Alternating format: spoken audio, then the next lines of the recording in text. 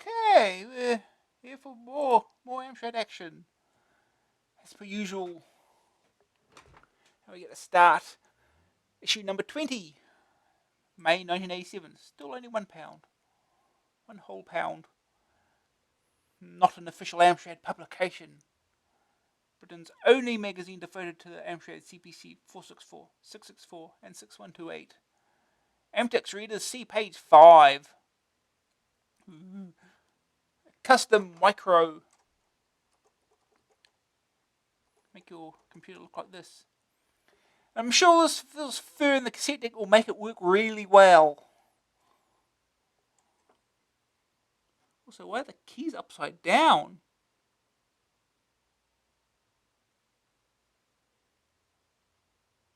Why are the keys upside down?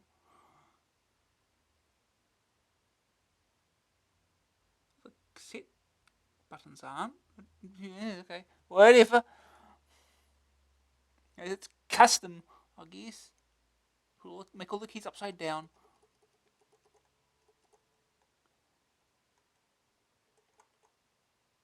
CPCs. What future in-depth news story on the fate of the Amstrad CPC? Of the fate of the Amstrad CPCs. Yeah, not going anywhere just yet. Imagine Earring. Arkanoid, the blockbuster screen after screen of one of the most addictive arcade games ever. I don't know about that.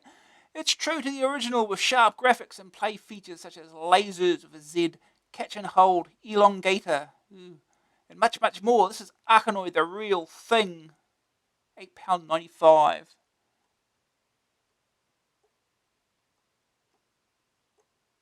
Mag Max. Hot from the arcades, get sharp or you're dead. Build up this mean machine to its awesome firepower and to stand any chance of completing your task. Stunning graphics and lightning gameplay. Test your reflexes and sharp shooting to the limits. Take on Mag Max. It's a killer. £8.95.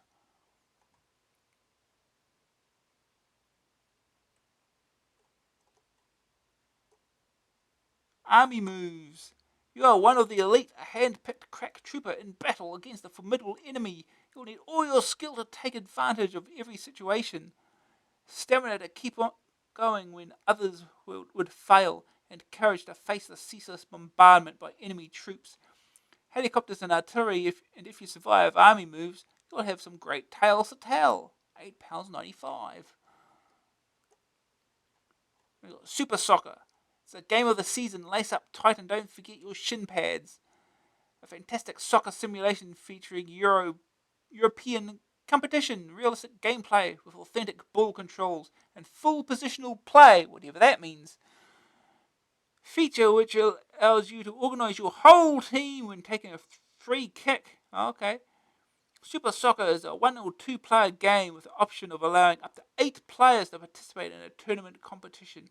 So get on the ball and shoot for Super Soccer. £8.95. Yes, and Army Moves is by Dynamic. Gee, now it's going to be balls hard. Oof. That's what we can expect from this issue.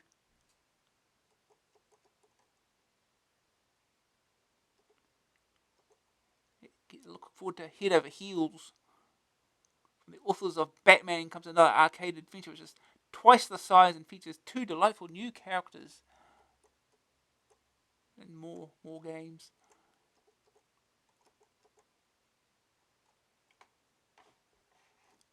Strange new customs.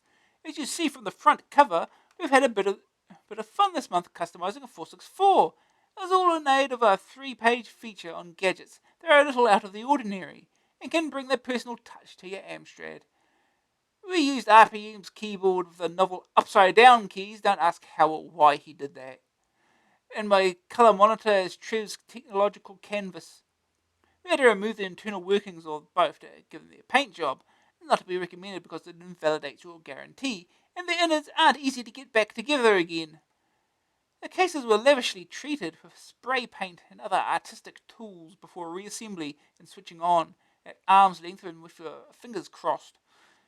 If you want a few more details, Trev has some hints on doing up your own equipment in the customizing feature itself. On the games front, the undoubted star this month is Head Over Heels. It's by John Rittman and Bernie Drummond, the authors of Batman, and follows a similar style but is twice as large and packed with even more superb gameplay. Mercenary has arrived and fulfilled its preview promise with a real environment and testing adventure task. There's also a great new arcade puzzle game called Pulsator, another game which will test both joystick skills and the old grey matter. As well as the customizing feature, there's a packed serious software section with 2 new art packages hot off the easel. The new DMP 4000 printer and a 5¼ inch disk drive. And Day of the Life, a teacher goes on a hotspot. Will the Amstrad have helped educate him? Our special offers are bursting out all over the place. First the cheat mode booklet, and now we offer you Tia Na Nog exclusively and at a very attractive price. Bye till next month when we hope all our computers will be back to normal. Welcome Amtex readers. We'd like to welcome any former readers of the recently demised Amtex magazine. We're sure you'll find a happy home here with the brightest and best mag for the CPCs. You'll find unparalleled game coverage of the most comprehensive collection of pokes, tips and maps.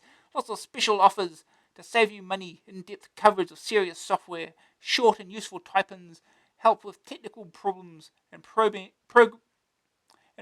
news stories.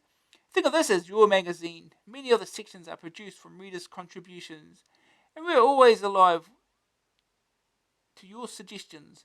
So if your Amstrad is feeling lonely and unwanted, AA can put the power back in its sockets and a spring in its keyboard.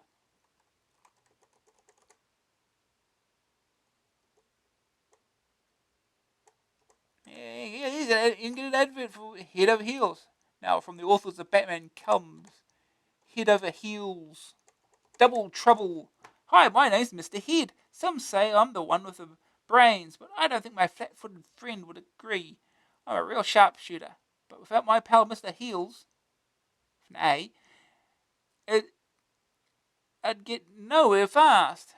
Or slow. I can jump like a flea, and even glide. But Heels is the Daley Thompson of the two of us. He's fast. Together, if we can find each other, we really do make an awesome twosome. And that's the only way we can overcome the Emperor Blacktooth.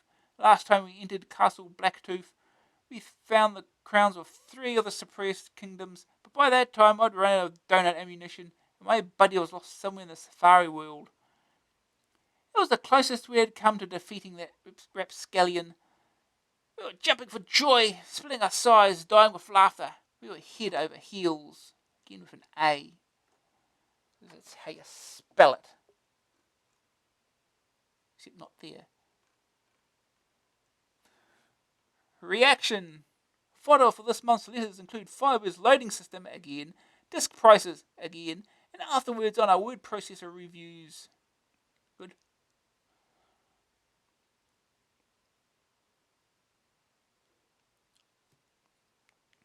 Has Firebird got something against disk users? As several 6128 owners have already pointed out, its tapes are difficult to load, to say the least.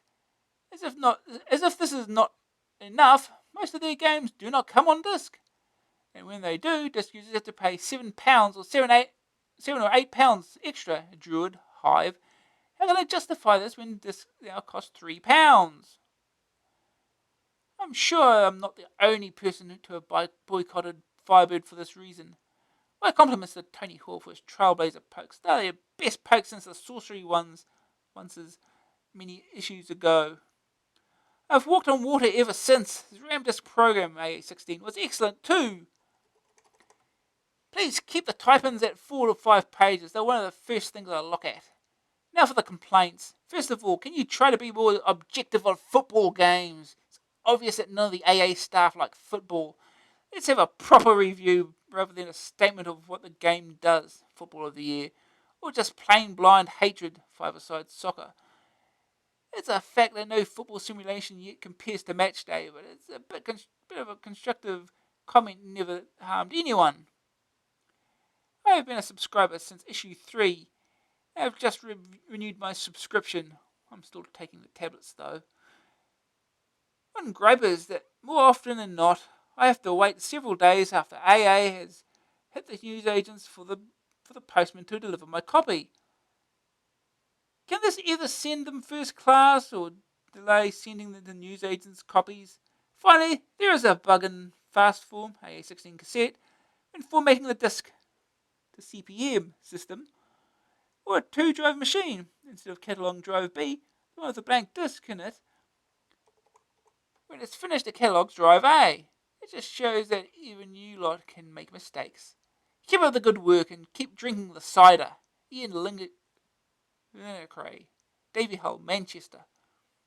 In our opinion, £10 for a tape and £15 for a disc is ridiculous. But they seem to get away with it. We agree Tony Hall deserves kudos. Bob Wade is a Wimbledon fan. Are you insinuating that Wimbledon doesn't play football?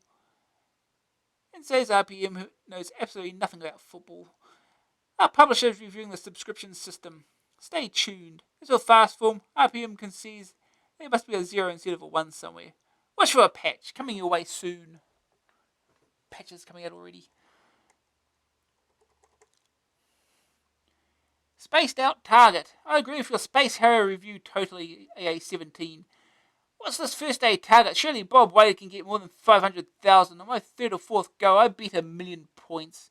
My average score is about 1.4 million. And my highest after 2 days, not continuous, play is 2,309,461. When you bring back the high score pages for recent games like Space Harrier. If my 11-year-old brother scores more than 1,000,000 points, level 7 is called Ida. Ian Leach, Blandford Camp, Dorset. Are you calling Wade a Wally? Okay. Just my luck. Joystick's broken. Which DMP is it? How pleased I am to see AA mature into the magazine it should have been 12 months ago. I've stopped buying the rivals ever since the dramatic improvement. I recently bought a DMP 2000 printer and Mini Office 2 to join my 6128. The idea being the preparation of drafts of scientific reports. The package is ideal for my purposes, but the printer is not always predictable when in bit image mode. Underneath it bears the legend Amstrad DMP 3000. What are the differences between the two models, and how can I tell which one I've got? Is there a control code sequence I can send to find out? I think you could have been a little less dismissive of the word processor in Mini Office 2, AA18. It might not be up to the standard of Poet on the VAX 2 780 mainframe, which I'm accustomed to, but it's nevertheless an excellent system. Ken Hargreaves, Ulverston, Cumbria. Dip switches are the easiest way to distinguish the DMP 2000 from the 3000. The 2000 has one bank of 8 little switches. The 3000 has 2. If you really do have the DMP 3000, you should write to Amstrad and swap the manuals in order to set the switches properly. Conic sounds helpful. I bought a Conic Speed King joystick on 4th of December, £15 of my birthday money. After 2 weeks I dropped it. There was no right movement. I could hear something loose inside. I brought it back to where I bought it. I was told that because I dropped it, it was just hard luck. I took my screwdriver and opened it up. Micro switches are supported on 4 tiny supports. One of these had broken. Small wonder the thing looked so small anyway. I now have a Euromax Professional, £29, and it has endured several knocks that would have broken the Conics. John Lawless, Dublin. Both the joysticks you mentioned are ones we recommend. We rang Conics about your problem. Diane Jones said it shouldn't have broken with just a drop. We expect it to stand up to some rough and tumble. We'll see if we can help. So John posted along with its box of proof of purchase to Conics Computer Products. Yeah, it's that. Just send it. Or jump up and down on it like Tooter's doing. They'll work too, probably.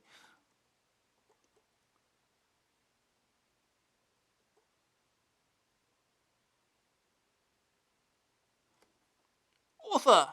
I was rather surprised to read a review of Back to Reality in which you stated that Steve Elwood wrote Obsidian. Well, plenty of companies have copied the game and idea. Quicksilver advertised one of its games and mentioned Obsidian 2. This is the first time that the game has actually been accredited to somebody else. You may be interested to know that I'm currently designing a follow-up to Obsidian. This will be written by Paragon Programming across all main formats. I would be grateful if you could mention the mistake in your magazine and point out that it was in fact me who wrote Obsidian, and Steve Elwood deserved all the credit for Back to Reality. Tony Warrener, London.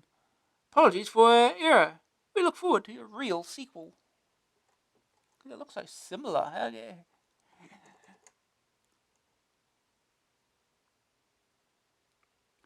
In the music industry, sales of singles are low, mainly due to the compilation LPs such as Now That's What I Call Music series. Yeah, it was 97, was it? Surely computer game sales will follow. Being a 612, I don't know if I can afford to buy a disc utility or game than the cassette version, which isn't very often due to the disc price. What makes me angry is that the cost of a blank disc went down from around £3 to around £3 from £5 4 months ago. So when will we see a general recommended retail price of £13 instead of £15? Never, that's when.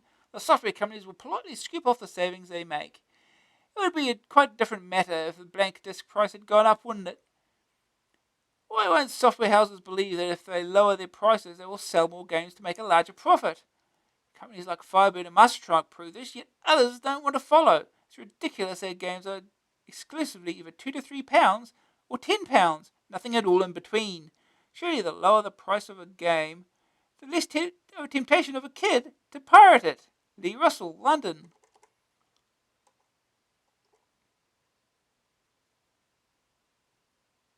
I would just like to remind Boots and W.H. Smith that 3-inch discs now cost £3 each from Amsoft, so they can stop making excessive profits by trying to sell them at £5 or £6. This is the first time I've written to an intellectual magazine like what yours is, so you'd better publish my letter to encourage me. S.D. Green, Enderby, North Humberside.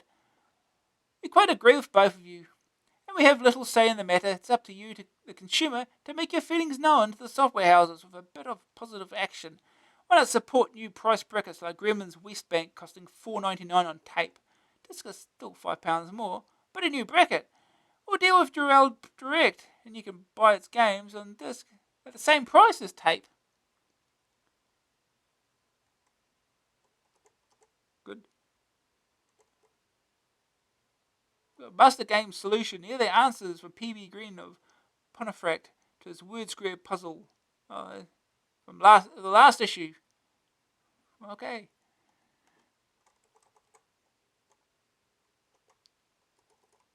Revolutionary. I think you were too unfair in your view of Jailbreak by Konami, AA17.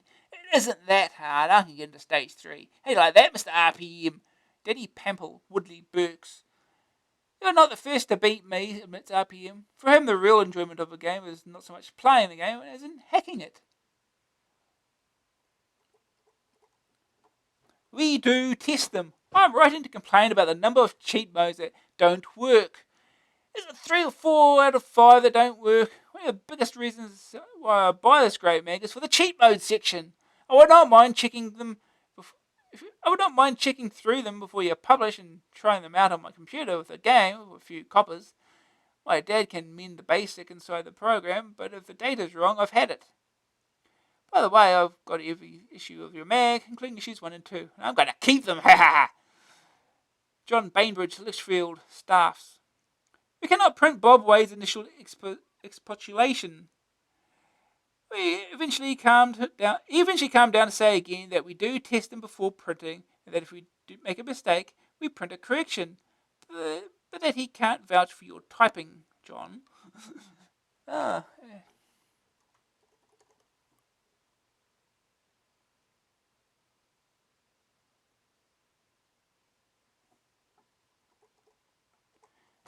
Brave but not brief. During an all-night session with Strike Force Harrier, I managed to reach the square where, according to the grid map, the enemy HQ would be. Instead of finding it, I found yet another bug. This one meant the game could never be completed. It can be described in 2 ways. First, when you fly into the latter half of the HQ block, you receive for no reason the message, FOF track weak.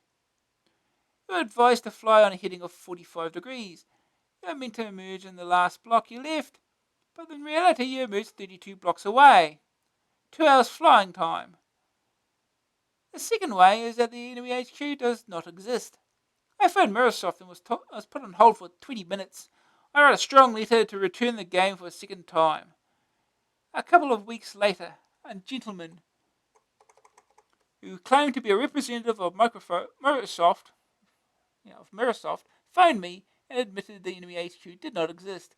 A problem with the sprites, he said. He also said that when the programmer had ironed out the bugs, he would send me a disk version. This was in September and I've heard nothing since. Sean Stockley, Skelmersdale, Lancs.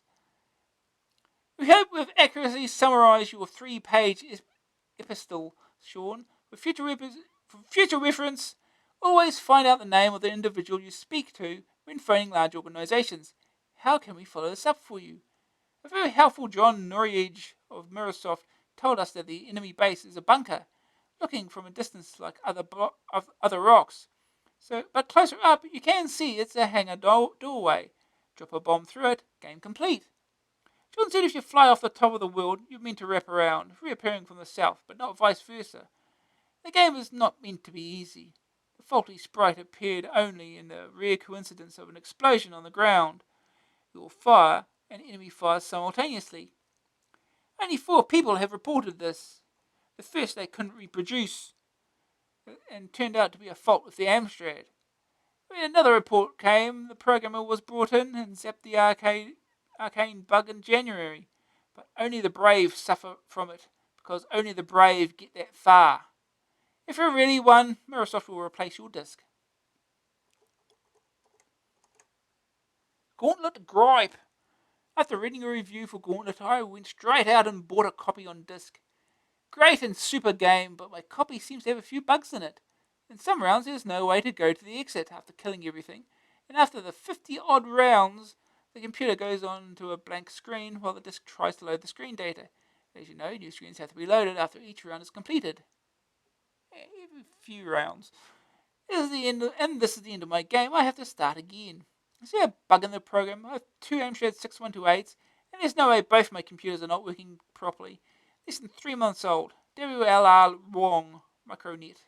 He's got a micronet number. Ooh, fancy. Yes, it has to do with the peculiar protection system used on this game, which according to RPM involves speeding up the disk. If the computer trips up, it does not check its error, but just continues. The system certainly suffers from reliability problems. Ask US Gold to replace your disk. Gauntlet is, in my view, the best game to have been released for the CPC.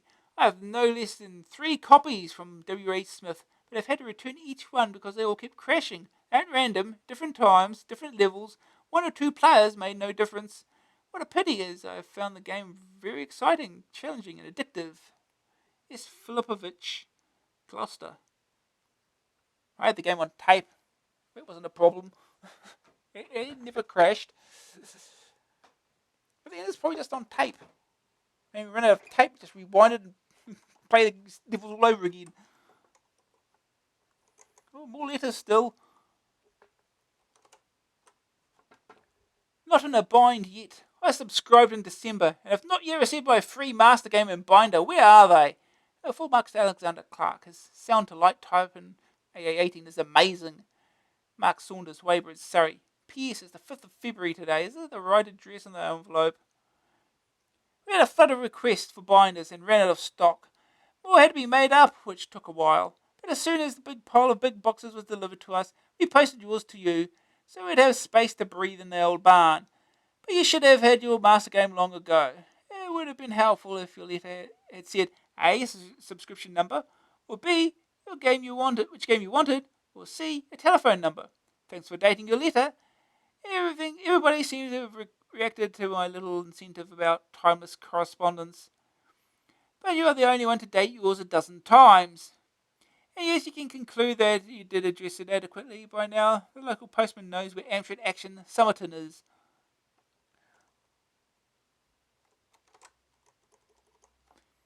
Awaiting Quasatron. I saw the game on my friend's Spectrum and I thought it was very original and well worth the price. The game was Quasitron, and it combined scrolling dizzy type landscapes with arcade action and thought invoking challenges. Are there any plans to convert it onto the Amstrad? Adrian Rose, Heeg, Derbyshire. The publisher Houston has no plans to convert the game to the Amstrad as far as we know. Yes, I've never heard of it before. I guess it never came. Cartoons and Best Bite. Oh no, Irish Toot. Oh no. Who is the person who signs himself Garrett in the reaction drawings?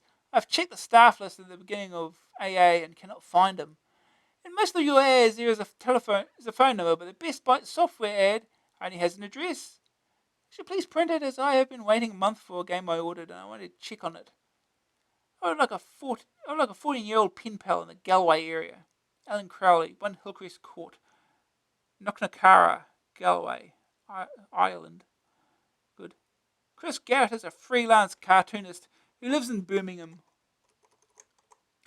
Let's ask him to draw himself.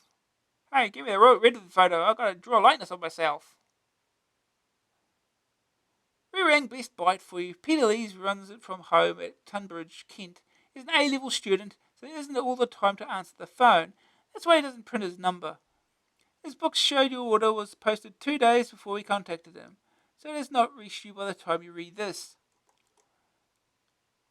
So if it has not reached you by the time you read this, please let us know.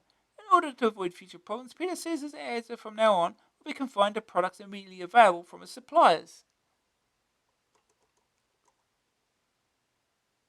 Misfiring again. I've taken back so many Firebird games back to the local retailer that they now refuse to exchange the games, so I'm stuck now with a useless copy of Star Firebirds. What's to do? I will not accept the usual explanation of bad head alignment or incorrect volume levels. I'm 14 years old and have an interest in electronics and computers. It would be nice to have a pen pal with similar interests. Oh, pen pals. Matthew Lulia of Herdsfield. Irish Users Unite. Could I tell you, readers, of the setting up of a club for Amstrad users in Ireland? It will consist of a monthly newsletter with latest news, tips and listings, a free utility program every 2 months, games and utility programs and hardware at a special discount for club members. We will supply all the good utilities that are almost impossible to get in Ireland. We'll be able to help 6128 owners to get their games onto disc. EPROM programming and blowing service. Blowing? Oh no.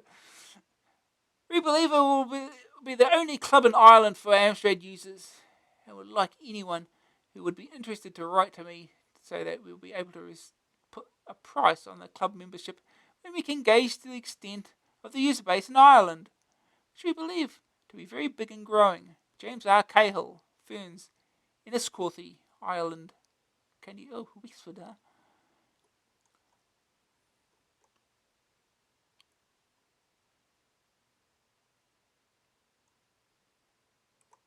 Oh, you something had the same problem that I did with Breakthrough. Alright, Laserdisc Breakthrough.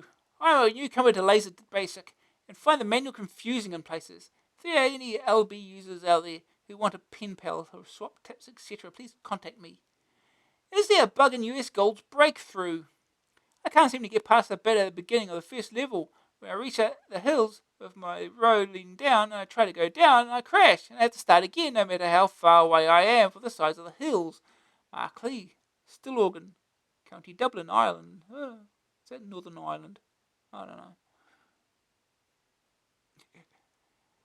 You can't go down, you have to jump over the hills. Unlikely as it may seem, it's a very unlikely game. Bouncer bounces in. Could you please review my enclosed game Bouncer? It's available only for mail order. It costs a little more than a blank tape. £1 including postage and packing. Checks playable to Daniel Varco. Daniel Varco. Danvar. Cornwall. BW and RPM loaded up. Be other words of wisdom. The way the balls bounce is excellent, realistic. Loading screen and music's quite well done. Guiding the ball left to right to lit pads,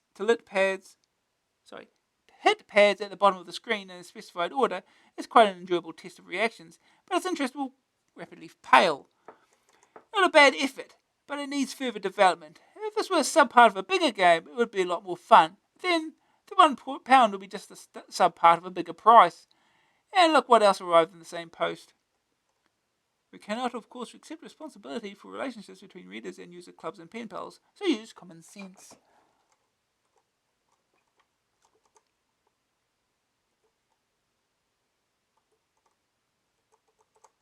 Helpful Tigress. Helpline, brilliant idea. Doubtless the Amstrad Action reading gamers, poke experts, serious users, and programmers realize that good programs and the ideas for them don't grow on trees. Tigress, as many of your readers will know, specializes in quality game origination, design, and production. This involves a great deal of time, work, and expertise. On the creative side, Tigress pools the expertise of a number of talented people, from games designers, animators, and programmers to musicians, graphic artists, and playtesters. Because Tigress's standards are extremely high, our team is an exclusive one, and the demand for our work ever increasing. Consequently, Tigress needs to expand its register of talented people who wish to be involved in the production of the games Amstrad Action raves about. Something your readers may not know is Tigress's interest in helping people with innovative ideas for products. In the strictest confidence, ideas and projects can be discussed with professionals who can offer advice on copyright, research and development, production, marketing, and promotion, and on occasion, financial backing. We don't expect to be able to help all of your readers become the subject of your reviews, but we're familiar with the difficulties which face the budding games designer or inventor. If we can help cast your helpline, we'll be happy to. Jiven, Tigress Designs, London. Tigress is behind games you've seen from Ariola Soft, Domark, Firebird, and Jiven explained that since nobody else has the same Christian name as his, he doesn't confuse people with his Czech surname. Yeah, okay.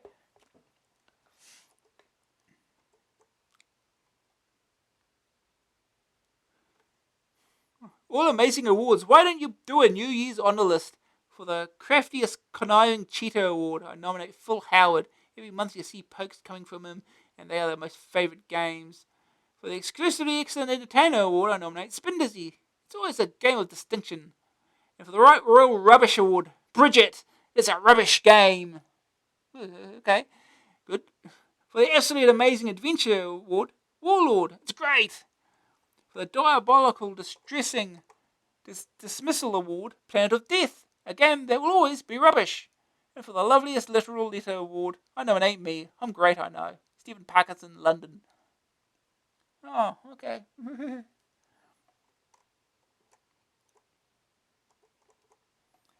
Battle of Rotterdam. Help me, reaction. My Arnold has started World War III with me. I went to the store to buy AA-16 January, but it wasn't there. I went home and apologised to Arnold. The speaker started bleeping and I heard a mean growl, so I ran to the store and bought another mag. Went home and showed it to Arnold, and almost ended up in the hospital. Could you tell me how and where I can get AA-16 and what it will cost me, or recommend me a good heavyweight psychiatrist for Arnold? M. de Klerk, Rotterdam, Netherlands. A quick reaction here. Emergency supply of AA-16 is winging its way to you. To keep Arnold permanently at bay, see special address on line-up page for Dutch subscriptions.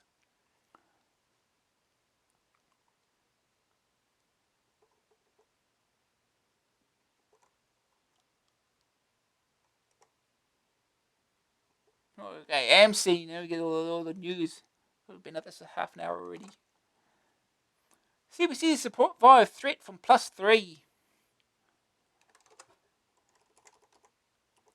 The launch of the Spectrum +3, almost certain to take place around August, is not expected to affect either the Amstrad 464 or the 6128, for the moment. That's the view from retailers, software publishers, and Amstrad itself, who all see the 464 and 6128 riding alongside the Spectrum +3 for the upcoming Christmas at least. In fact, although the new Spectrum have been well and truly Amstradified, now that Amstrad owns the Sinclair brand name, it is unlikely that any of the three machines will be discontinued for a long while yet. Because of the hefty overseas sales which justify both hardware and software production in Germany and Holland, The 464 is on a par with Commodore C64 base.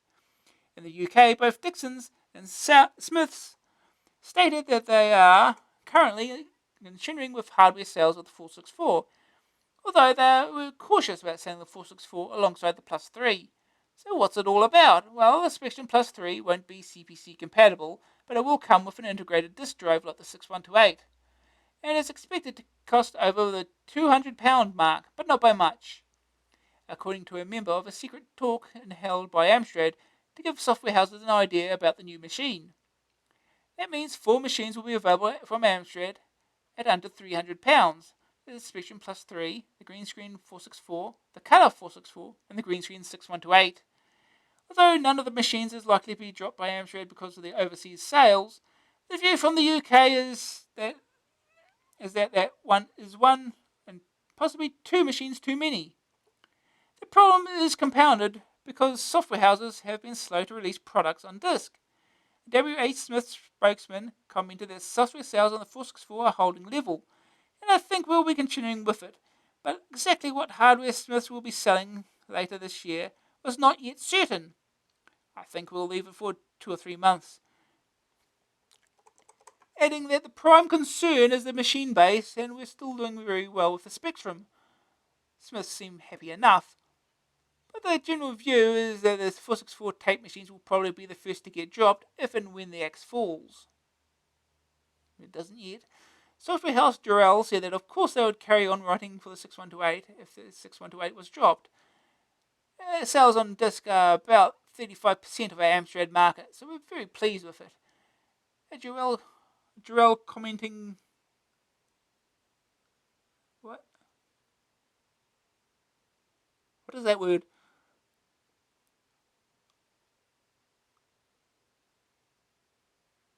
Comment giverous commented, but Spectrum sales are still about twice those of the Amstrad market. Virgin, meanwhile, said that it depends on the product. We find Lesser Genius, now owned by the Branson crew, titles do well on all the machines, but Dan Dare was disappointing on the 6128, and we won't carry on with titles like it for the 6128 alone. Another software house was unwilling to give details about anything to do with it later this year. January, February, and March are so awful for software houses that we can't analyse anything. All we can analyse is, are we going to make it through to April? Okay. Odd bunch. Britannia have tried successfully, we might add, its hand at many ventures on the Amstrad machines, from playing your cards right, to holding your Phaser 1 right, to having the right Super ROM Plus ROM board. Its latest undertaking is a Cops and Robbers game. Coming soon on your computer at £9.95 is Dempsey and Makepeace, a game combining 3D exploration, shooting sequences, and random location of objects. It's a TV licensed game. Let's hope it's as spectacular as the series. Good luck with that. What's up, Doc? Melbourne House has a new life form. Doc the Destroyer. Oh no. Coming your way, assembled by a crack team of software engineers. It is the first of a new race. A superhero. Doc can be programmed. Doc is strong. Doc can reason. Doc does not like carrot-eating rabbits. Destroyer's world is fairly desolate. The remaining human life forms huddle beneath an energy dome, protecting them from the poisoned environment. Why? Well, obviously in the future, Earth will become ravaged. Doc ruffles up the community something chronic. Oh yes. Hear all about it. The dome city is doomed. Of course, any self-respecting mob doesn't want that thrown in its way, and it probably banishes them. When everyone's against you, a strong feeling of resentment hits you. Doc, with that much unsuperior human nature, seeks revenge. He must attack at the root, the all-powerful dome priests. Life is not easy for Doc. The underworld and gladiators must be beaten before the holy men can be approached. Melbourne's marketing manageress, Jane Denning, says it's best described as simply a role-playing science fantasy text and graphic arcade adventure combat game We forgot to mention one thing. There are no rabbits. Only £8.95 stickers accompanying the package. I don't remember that is ever getting released. That was on the Spectrum, if I remember. Spectrum and C64. Well, C64 at least. Real time for CPCs. DK Trunks has added to its vast collection of Amstrad computer add-ons. A real-time clock is up for grabs. Maintaining the time and day, maintaining the time of day in seconds, minutes, and hours, as most clocks do. It gives you the option of a 12 or 24-hour display and a calendar function with day of the week, date, month, and year incorporated into its chronological bundle. It's an alarm that can sounding off from once a second to once a day. The clock is battery backed, meaning that switching off your computer's power will not affect the clock. The clock keeps ticking thanks to a rechargeable nickel-cadmium battery. Recharging it takes place during computer usage. 50 bytes of unused static RAM is left inside the clock. This can be used for storing other important data. Software is supplied for you to set up the clock. You can use the clock under CPM+, making it particularly useful for date stamping disks. Okay. Hi Cat. Norman the cat likes his pint. He also has a friend. Hit or miss the wizard. Greyfell is the place. Moron the evil has Greyfell under his thumb. Hit or miss informs Norman of the orb of life. It has the power to release Greyfell of its foul master. Norman, after having a bowl of Fosters, decides to take on the challenge. Starlight Software is responsible for the £9.99 cassette price, $14.95 disc price, and the creation of Norman. Greyfell, the legend of Norman, is a true story, only the names have been changed to protect the guilty. The screenshot looks like something out of Night Law, only you're a cat. Oh. More from Starlight. Starlight, one of Ariolasoft's many software labels, has 2 games soon for the taking. The letter D is in flavour this month, with Dogfight 2187 and Deathscape.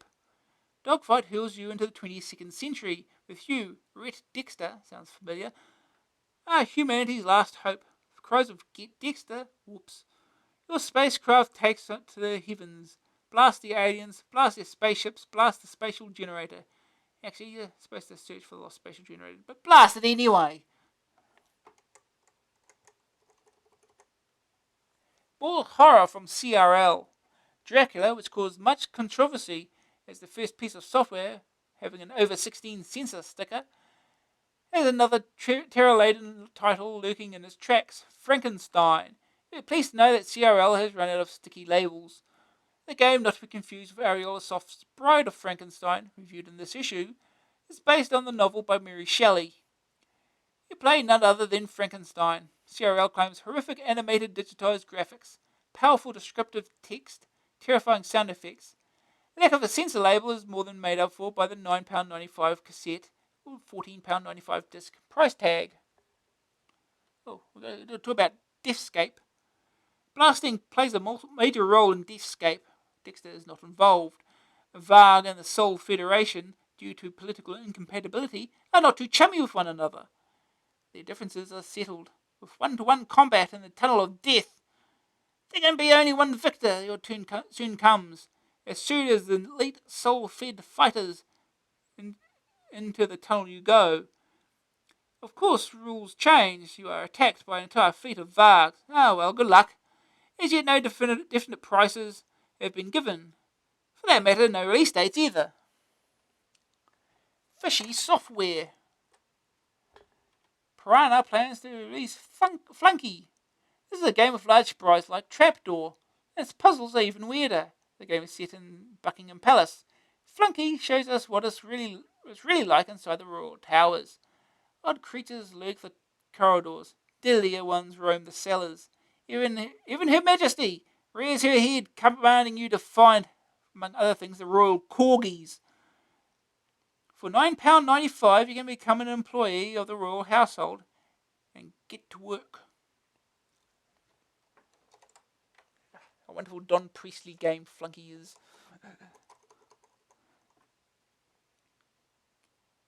Dare You Touch. Grimman dares you to try your hand at Crackout, its latest £9.99 arcade game, a souped-up version of the classic Breakout. The game is set in 2 stages: Smash the Bricks, followed closely by Bash the Aliens.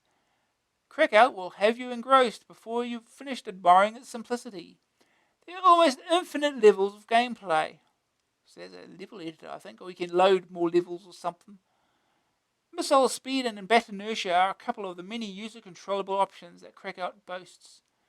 Then there's the ogre. He eats missiles. An X2 Few.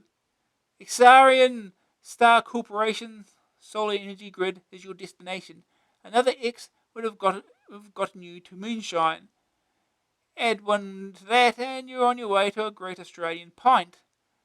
Getting to XX is not an easy task.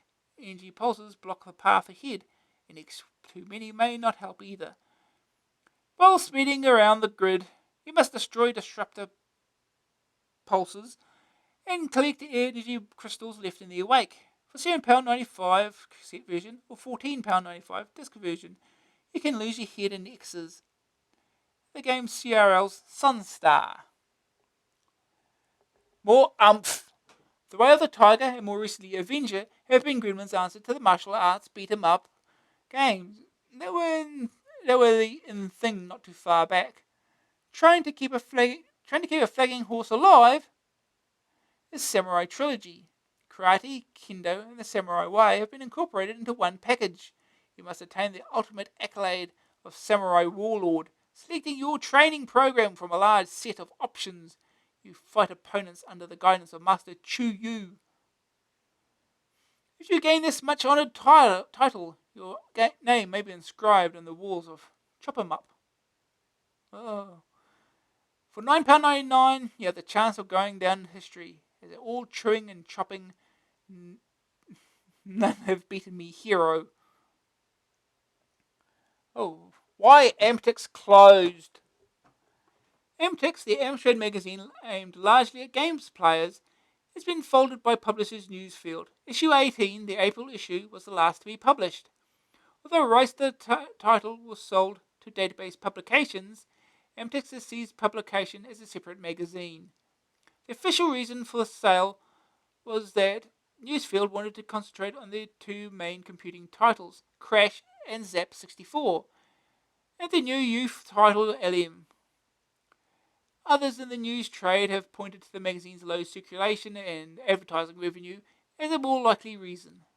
Newsfield publishing director Graham Kidd admitted the title was their first non-rip-roaring success. Although modelled on Crash and Zap, it appears that the more adult nature of the Amstrad marketplace prevented Amtix from ever expanding beyond a small enthusiastic readership. Here at the Old Barn, the magazine will be missed. We like competition.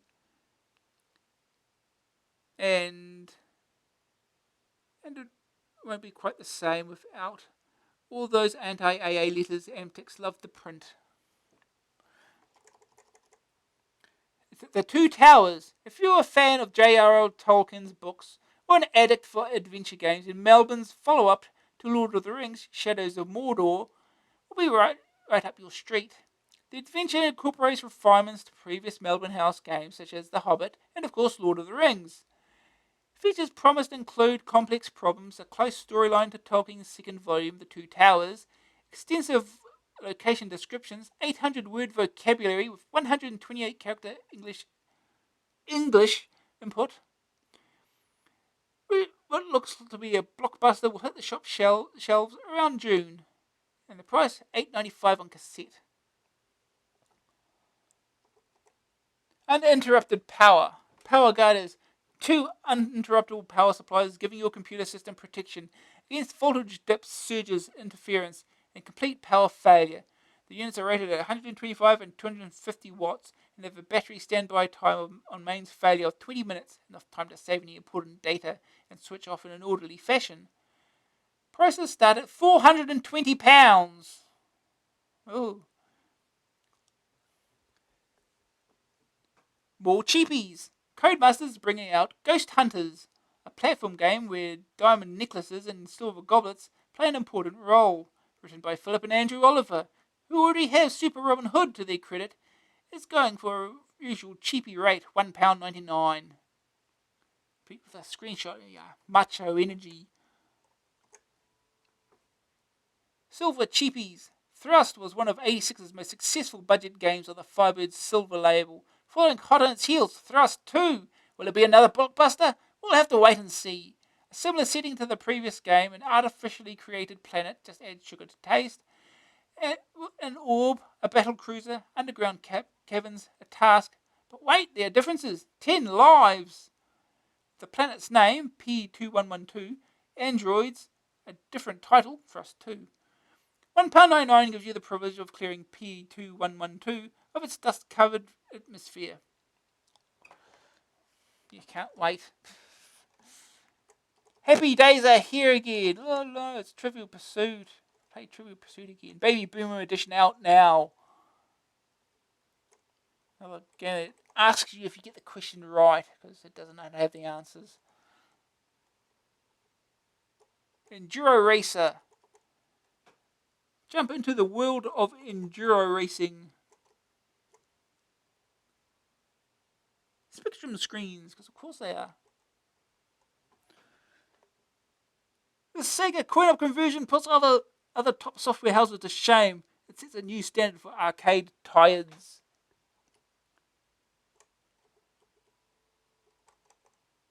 Type-ins. Now we can speed through more because we're not reading all the basic code. Psychedelic strobe. So you're going, epilepsy simulator. Curve. It's the routine. It draws a curve, I guess. A disc inlay. 3D picture designer. Basic, I'm sure it's going to be speedy. Scrolling message.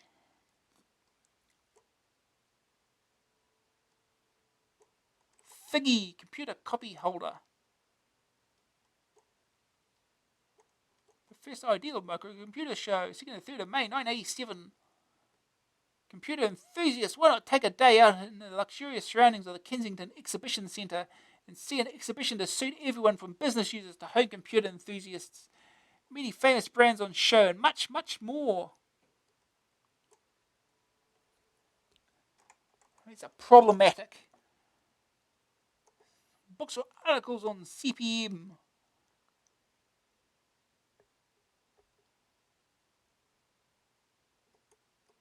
Yeah, just go back and read the previous issues. I'm sure they'll sell you some.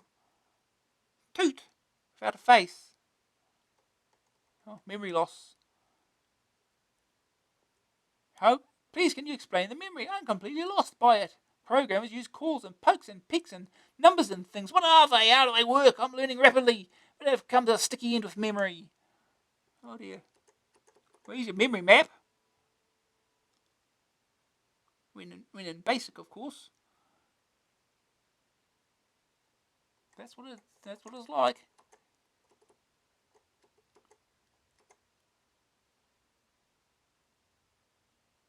LocoScript won't go. I recently bought LocoScript word processor to run on my 6128. To my surprise, I cannot run this disk or even catalog it. Is something wrong? Something is very wrong. You've got the wrong machine. Or the wrong word processor. LocoScript is intended only for the PCW machines. True, it runs under CPM+, but there the similarity ends. The reason you're having problems cataloging is that the CPC machine cannot read the disk's format, the PCW, with its enhanced disk operating system. There's no such trouble. Yeah, the discs are, I think they're double density or whatever. They're larger. I think, well, at least later PCWs had a second disk drive that was same as on the CPCs, and then you could go between the two. So I think the format itself is largely the same.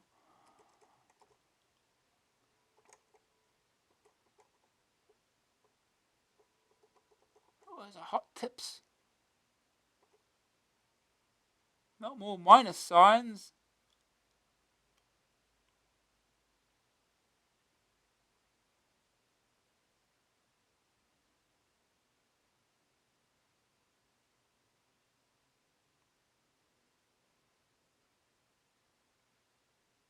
More minus mayhem. Replacing the dots with 214 minus signs. 214! Press return or enter, escape, and then Z.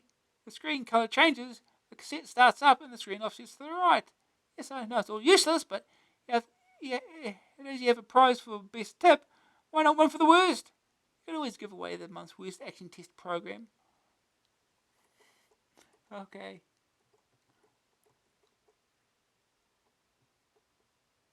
Mr. Jew Blandford. Oh, he gets a prize, something.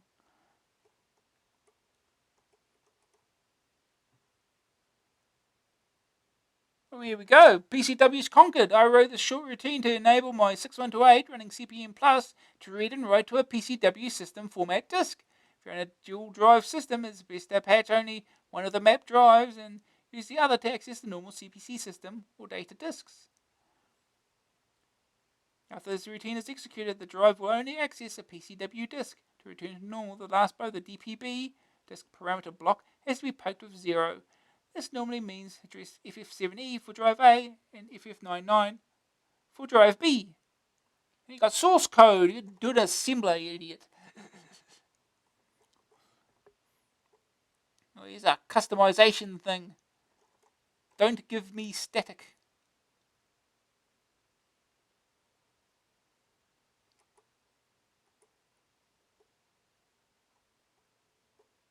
Pretty ribbons for her DMP.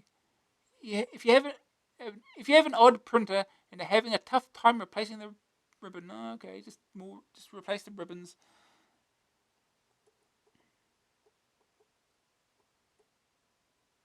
Des res for pet rodents. Is your mouse collecting a fluffy ball? Why not give it its own pad?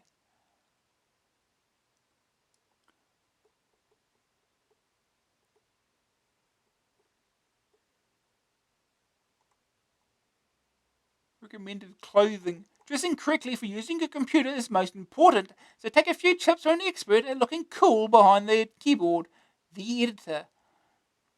Reflective sunglasses are essential. Not only do they act as an anti-glare device and stop your eyes from getting tired, but they stop people disturbing you while you're trying to work. This is because they can't see your eyes and will find it impossible to talk to you. Peaked hats are a definite aid to concentration. They can be pulled down so that nothing in the room will distract you from the monitor. Hats and sunglasses also combine as a handy cover for a quick nap during office hours. When playing games, wear a stout pair of shoes. Lashing out at the nearest object after losing a life can lose you your toes, as well if you've only got your socks on. Similarly, boxing gloves can stop you breaking your knuckles on the wall, but they may impede your joystick handling. Always wear scruffy trousers and skirts when playing games, as it won't matter when you have to react quickly with the joystick. Give it a yank on the cable and deposit cups of boiling coffee into your lap. Cricket boxes are handy for this eventuality as well. Finally, you should remember that clothes affect your attitude. Violent, garish ones for playing games and soft tones of blue and grey for word processing. Oh, good. Now we know. Microgen ahead of its time. We've got compilations of the games already. We say yes, strike force. Join forces with the country's elite team of marksmen and pit your wits against terrorists. This game's not for the faint-hearted. Only the best will succeed. Frostbite, by popular request, now available on the Commodore 64. Frostbite is an eerie game of monsters and caverns, something to get your teeth into, if you can stand the danger.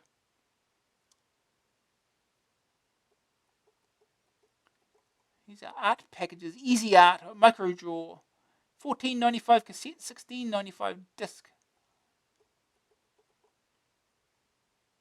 Fancy. Good news. Comprehensive, contains everything for Mode 1. Not expensive for an art program. Bad news. No Mode 0 or 2. An intelligent graphics cursor. Cherry paint. Salute. Cherry Paint has knocked me off my feet. It makes the Amstrad look like an Apple Macintosh. Now, those machines cost around £2,000, so this program represents the bargain of the decade. $9.99 disc only. Wow, it's cheaper than games. What do you get for your cash? Cherry Paint is an art program which can be used to produce black and white pictures in Mode 2, the Amstrad's screen mode with highest resolution. Like the Mac, it works in user-friendly WIMP style. That's the buzzword for Windows icons, mouse and pointer. Cherry Paint will walk through the keyboard, a joystick or a mouse, run a configuration program to select which or to set up printer controls. Yeah. Draw a cat with it, just like that. Good news, impressive use of WIMPs. Contains many standard functions. Addictive to a certain extent. Looks like Microsoft Paint. It's black and white.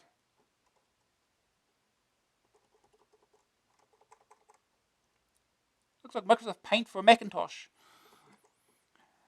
Bad news, no mode 0 or 1, you can't change from black and white. Lacks some of the drawing power of other programs. What will the manual be like? Didn't you read it? Feel the width. DMP 4000 printer, £401. It's like twice the price of the computer. Ooh.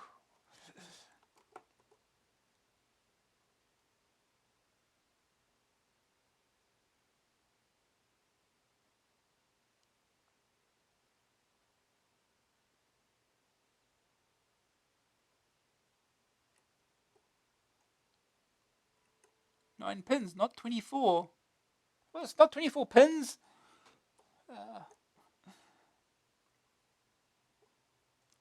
Good news, has a solid feel. Very tight faces, both Epson and IBM compatible.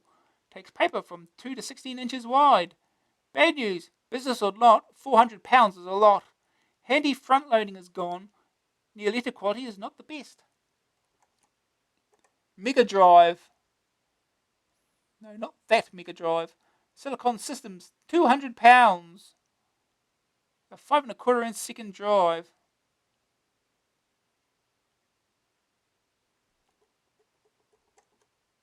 Good news, compatible with both MS-DOS and CP/M. 700K per disc. High quality double-sided mechanism. 5 1/4 inch discs are as cheap as £1. Bad news, £200 is not a drop in my ocean. Extremely large programs may collide with the interface. The monitor is the Ultramon Bubble Bus software.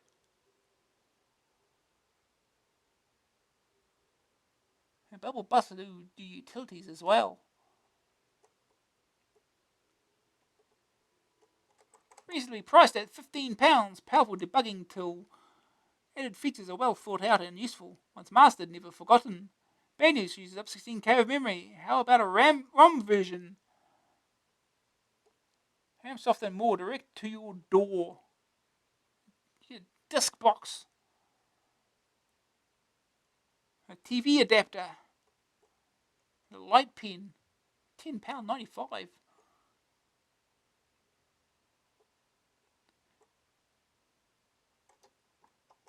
Compatible printers. And comparable prices.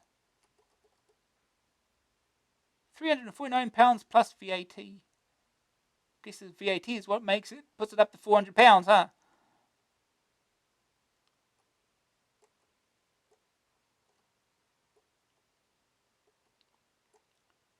Day in the life, teacher's pet.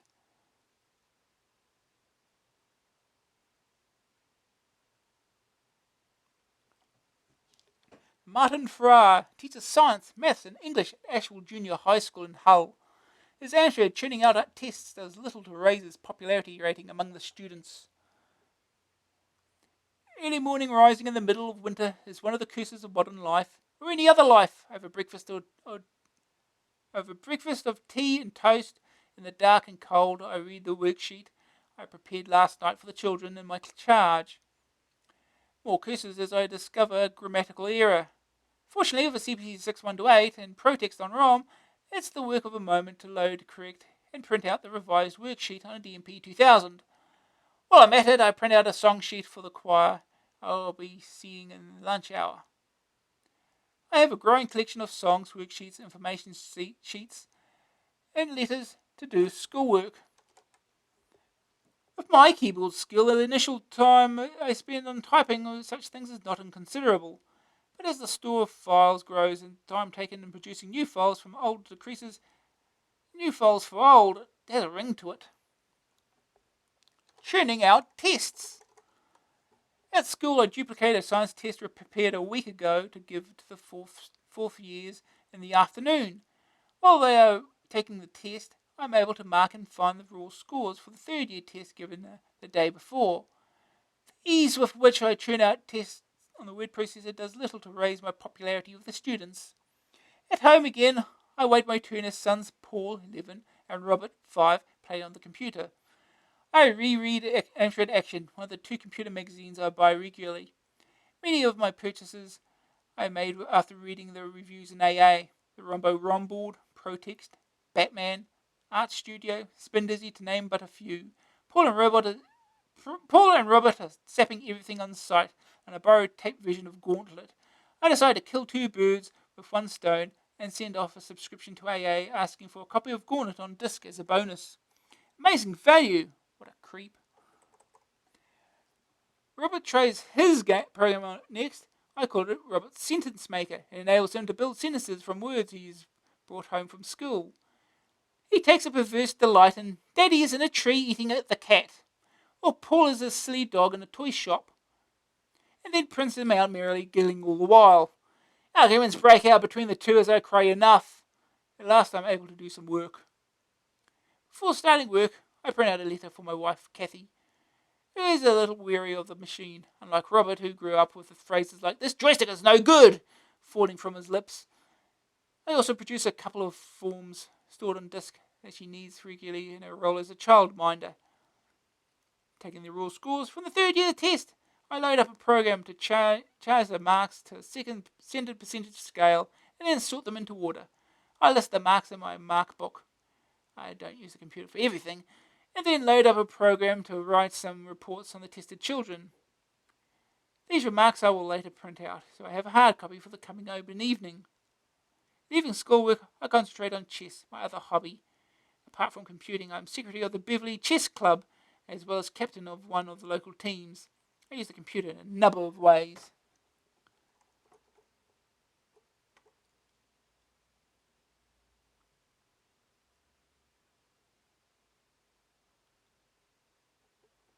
Yeah.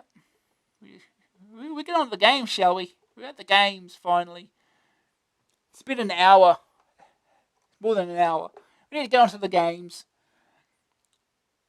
Clean pair of heels.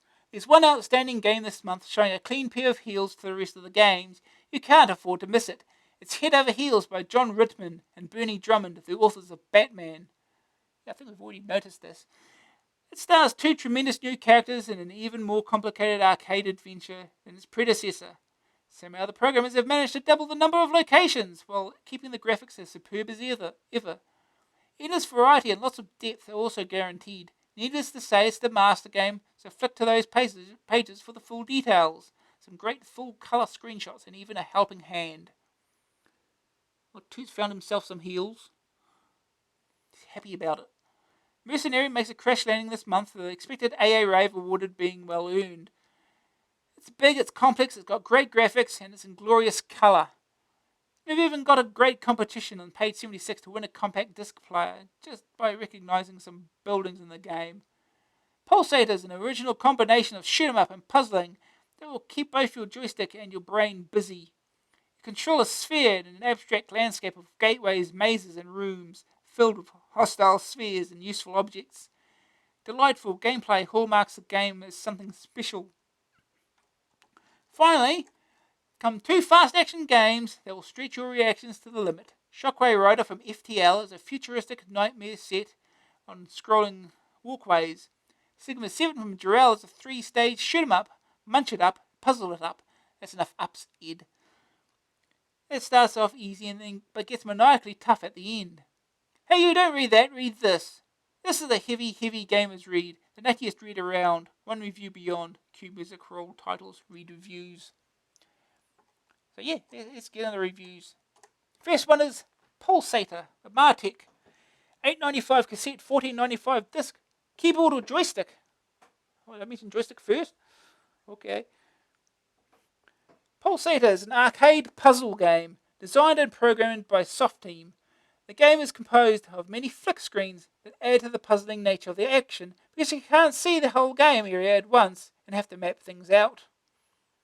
If you say so. There are 5 levels through which you must go, rescuing the baby Pulsator or Pulsey on each level. Along the way, you must travel through as many of the 49 rooms on each level as necessary to get the key which opens the door to the Pulsey. After rescuing the Pulsey, you must find the exit to the next level. If you think that's easy, you're right. But there's more. Along the way, you must shoot enemy robots who drain your energy with varying intensity. Also, doors block the path to various parts of the 5-level complex of 49 rooms. These doors are numbered from 1 to 6 and can be opened or shut only by passing over one of its number pads. This adds a new, more adventurous dimension to the game. They are arranged in confusing mazes and can send you around in circles for ages trying to work them out. There are a lot of different characters in the game, some good, most of them bad. The Protectron will give you protective glow for about 2 minutes when you touch it. It's generous. You can then kill the baddies just by touching them. There's only 1 Protectron per level, so don't accidentally shoot it. Unfortunately, it's difficult to know whether or not you actually shot it because the visual effect of the protective glow is slight.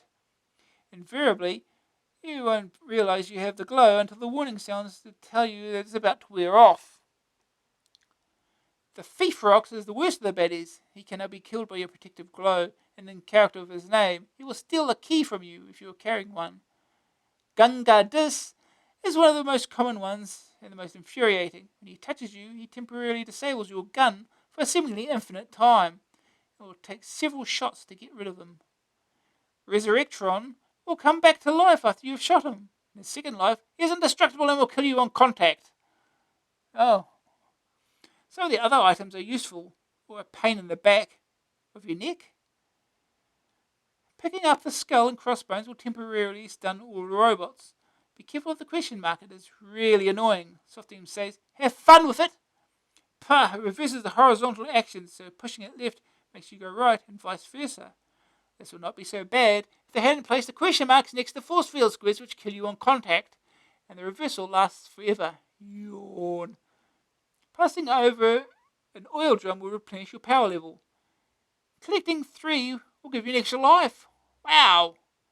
Another good and annoying feature is the transporter units littered throughout the complex. Touching one will immediately send you to its respective reception thingy. This can be good at times, especially when trying to set specific gates, but it can also cause havoc. On one level, I had to keep aborting the game because I got into a rut and I couldn't see my way out because of the transporters. Ho-hum. Pulsator has many good features, good graphics and sound effects. The game is very complex and taxing. I played a lot for many hours. It is easy to get into, and for once you feel a great sense of achievement when you escape from a level. For the ardent arcade adventurist, the game is a must. Very mappable and very addictive. However, for me, the game suffers from real stability problems. I tend to get frustrated pretty quickly when ruts occur. That's what makes writing a review about it such a pleasure.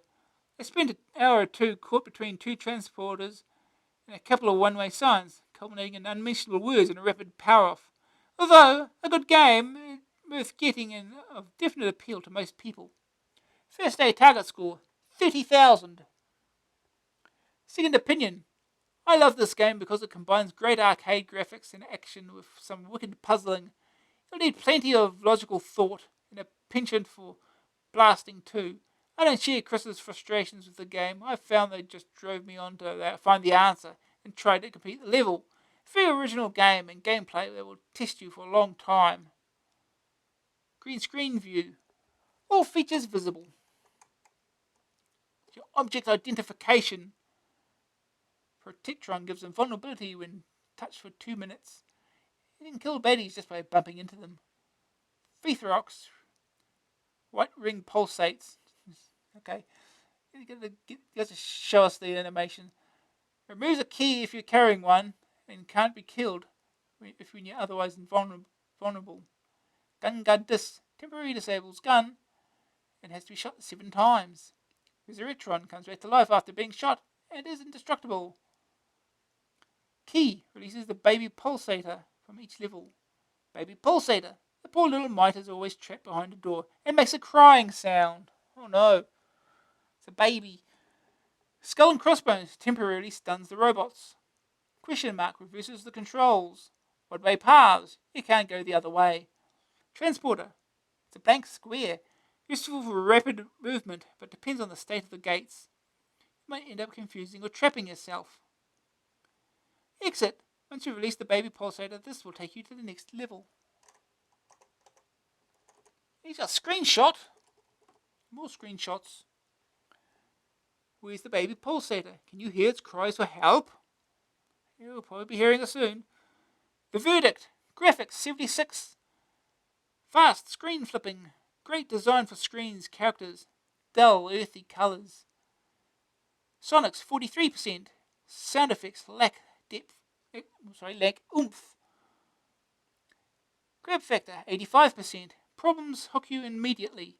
Each level harder and more puzzling. Staying power 86%. 5 extensive complexes to search. Those easily frustrated will sour from the game. AA rating 84%. Very original. Good combination of arcade and puzzling, blasting and gates. I'm sure we played a game earlier that had a gate mechanism very much like this. Anyway. Now we get to play the game.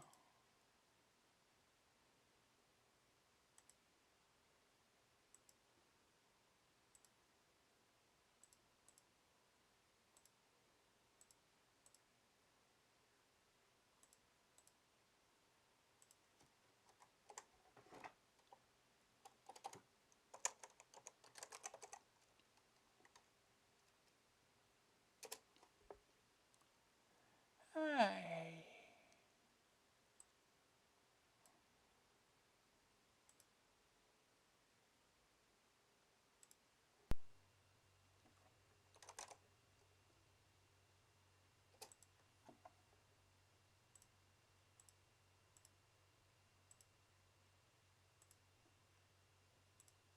Okay. Go. Let's type that.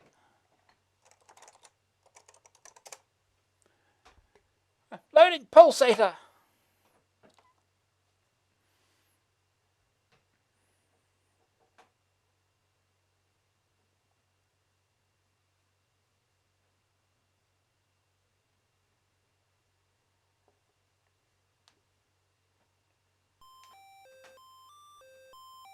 Arctic pulsator.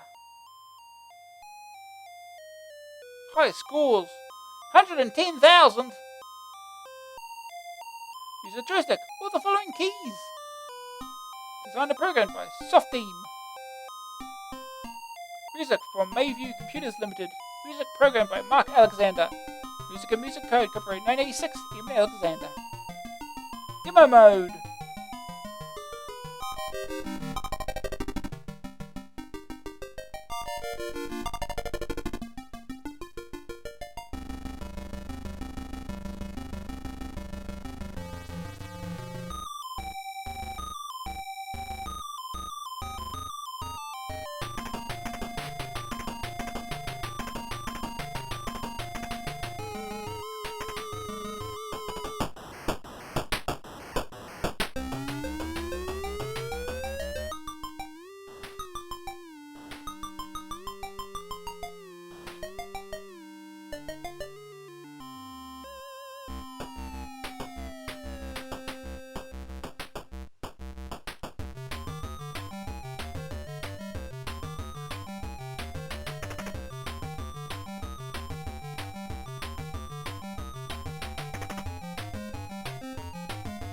Oh no, that looks a dangerous place to go.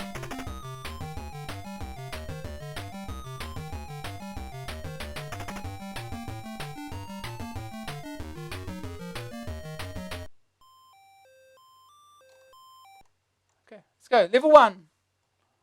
Can I stop moving? Right.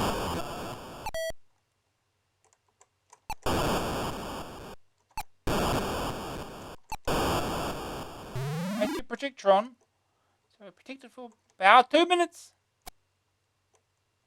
I think it's a pretty noticeable effect.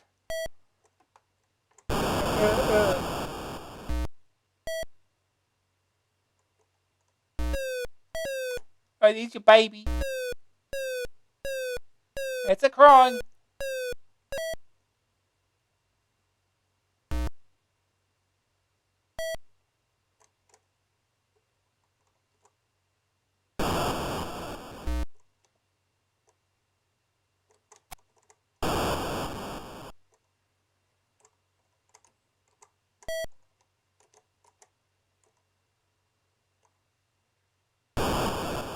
In there. That's running out.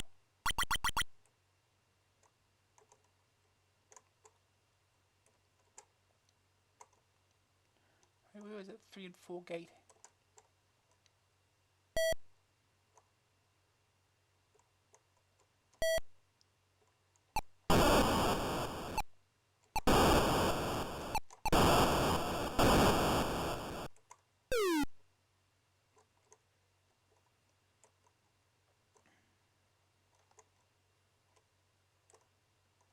There's nothing in here either.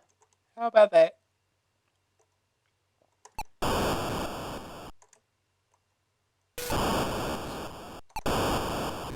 Look at that, it's a soccer ball.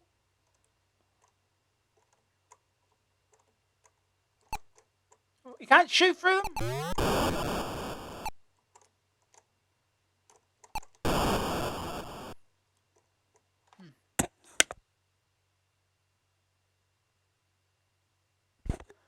Alright.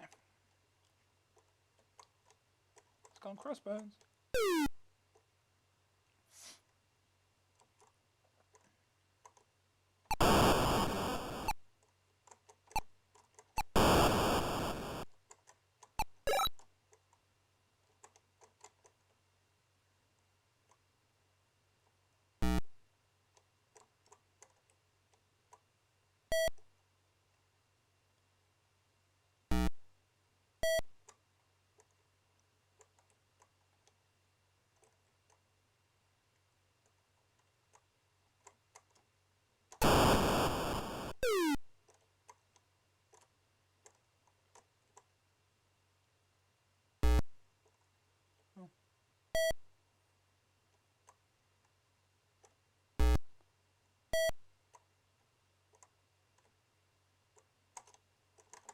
What's this do?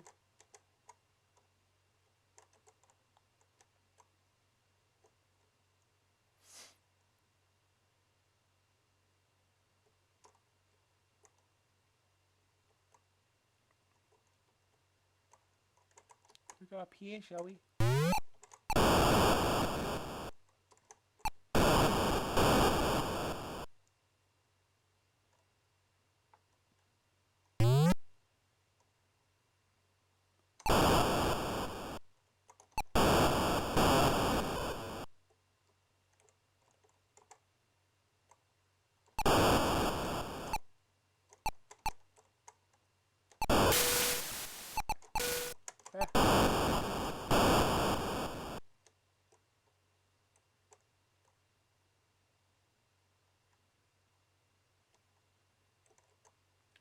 Teleporter, is it there?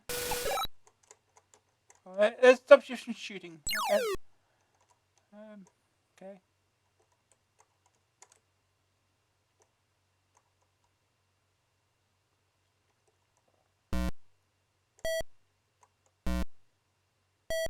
So they go through that this evil looking maze. Oh please. Oh no. Oh no. Oh no. Oh no. Well, it escalated quickly.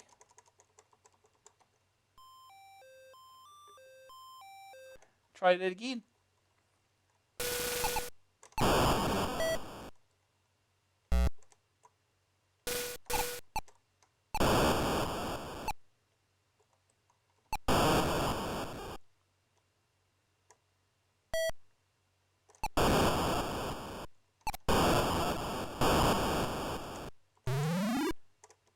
if this will protect me from...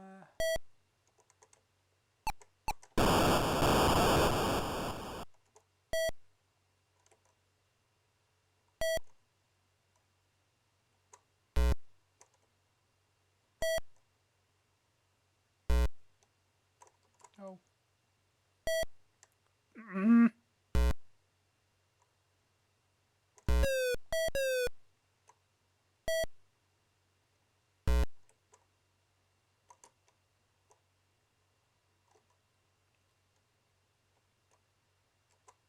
I guess I'm beginning to test this out then.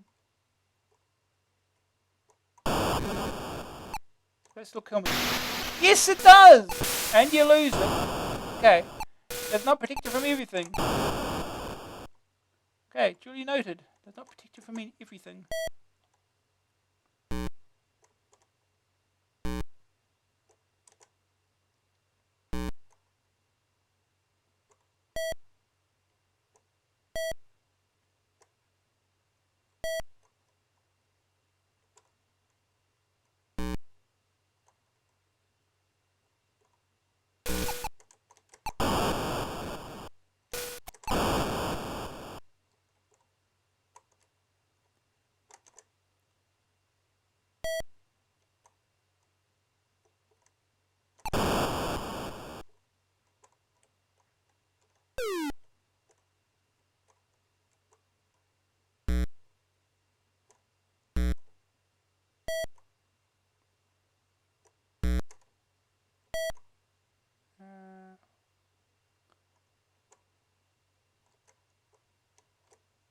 Right, down here.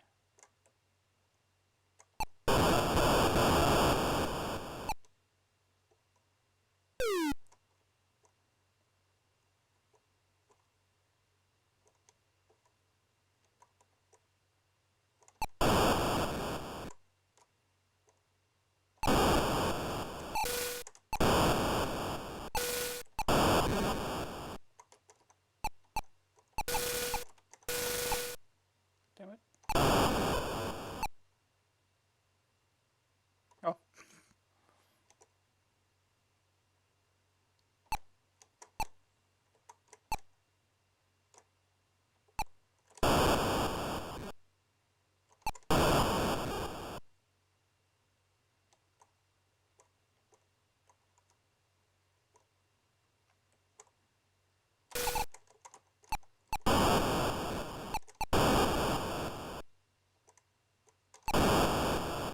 What's this way?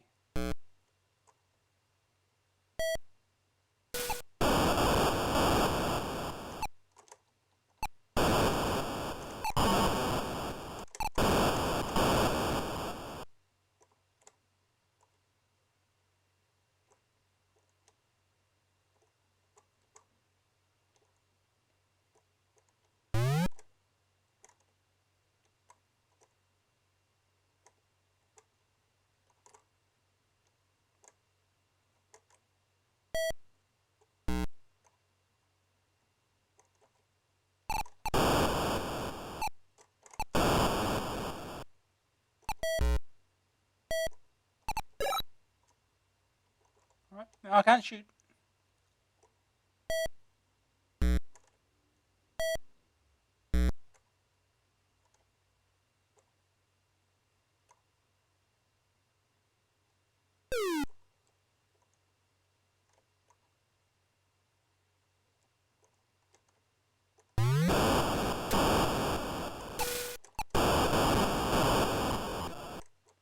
Oh, geez.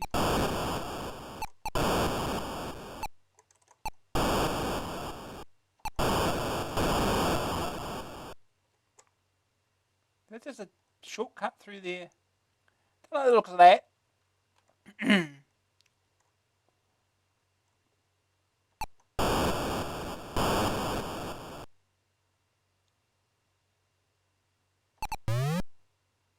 comes out through here.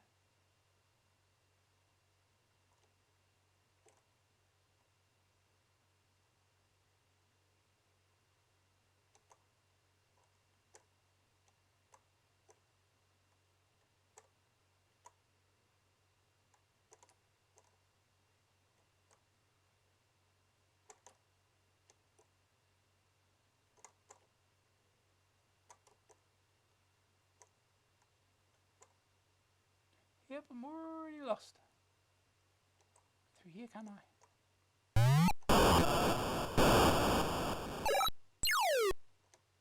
And I can't fire again.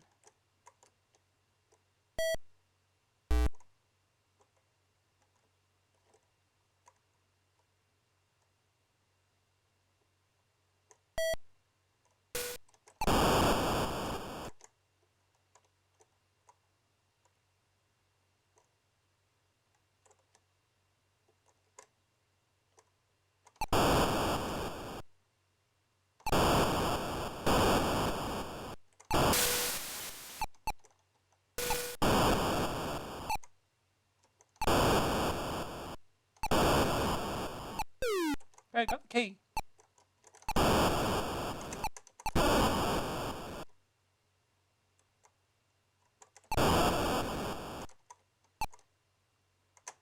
Ooh.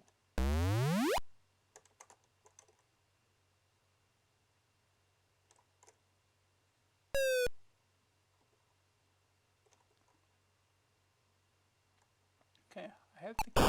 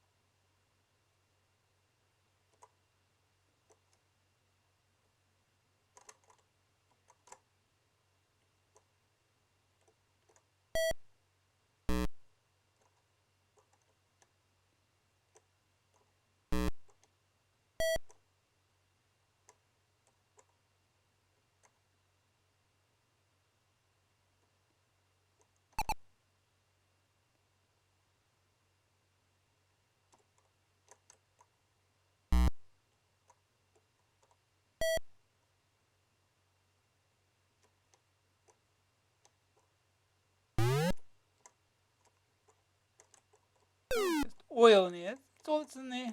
Okay.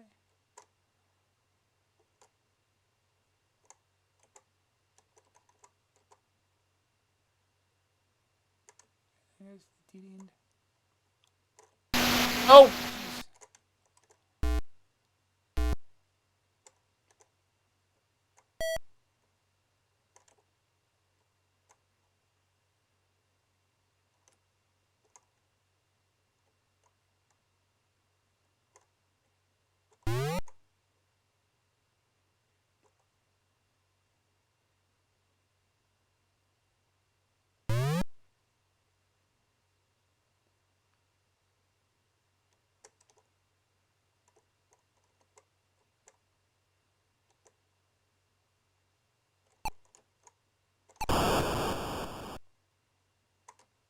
One more to kill here.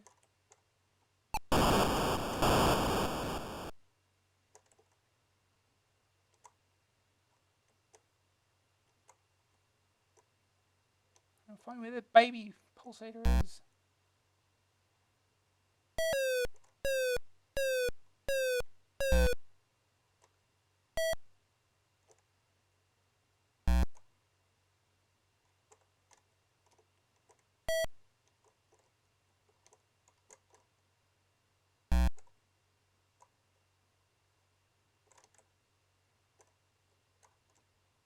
I've been through there.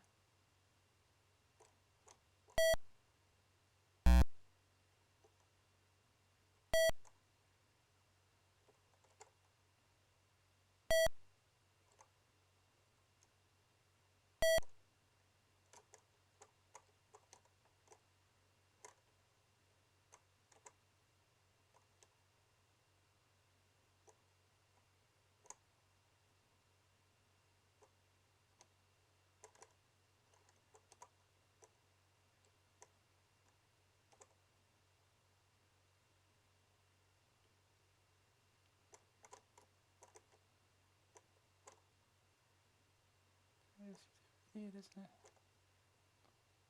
Let's see. Here you go, 5.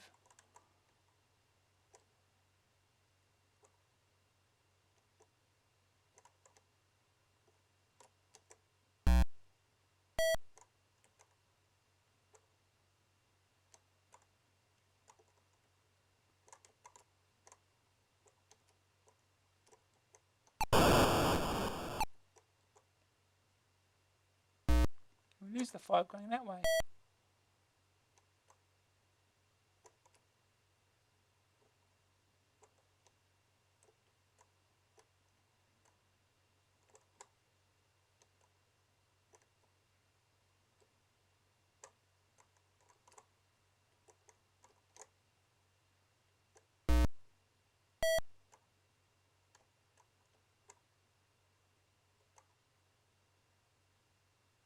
Yeah, I'm already lost. It's only the first stage.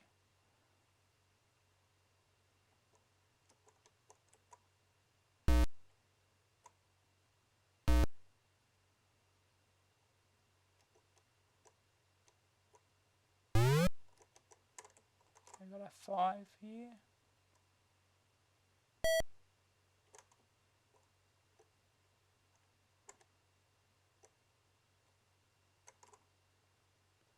We need a 3 now too. This one up here, isn't there?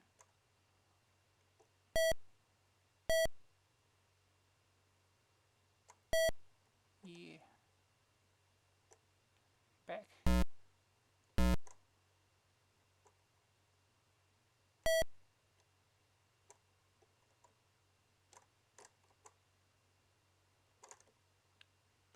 Does this lead us?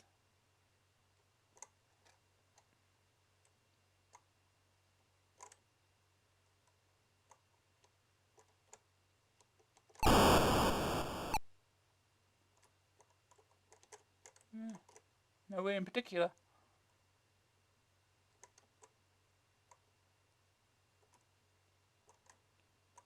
Need the 1.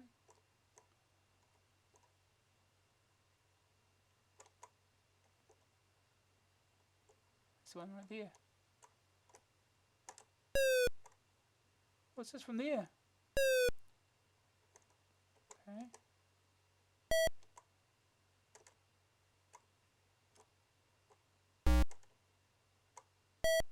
Right.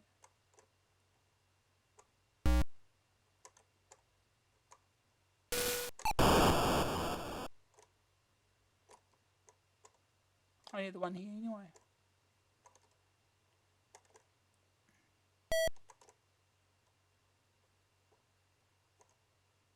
Oh, that's just to get in there. That's right. That's where the key was.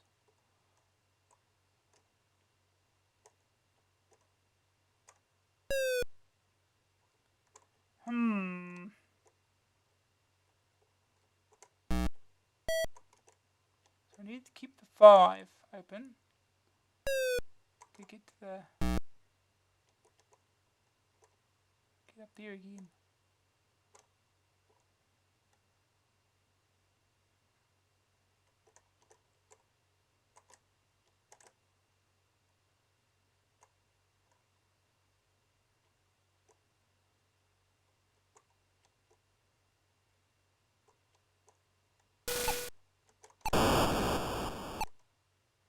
Still need the 1.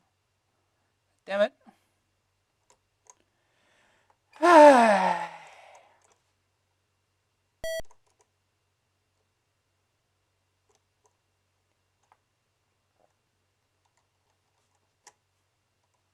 Do I really have to navigate this stupid shortcut over here? Oh no, this is the exit here. That's the exit. Okay.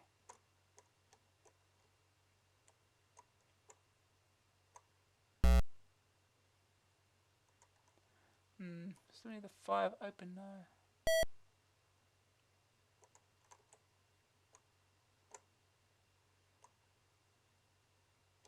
Can you get out of here but keep the 5 intact? Seems hard.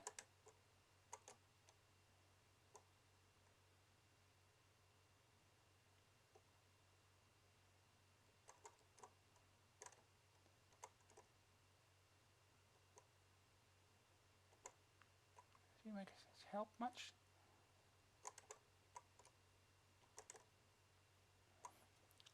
There's another 5 somewhere, isn't there? Just here. Okay. So I've got 5 open.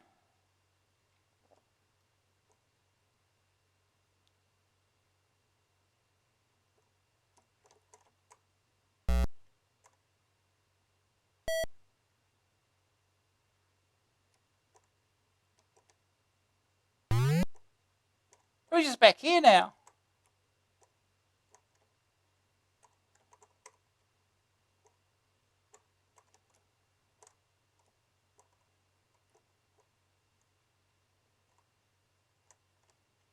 That's not what I wanted.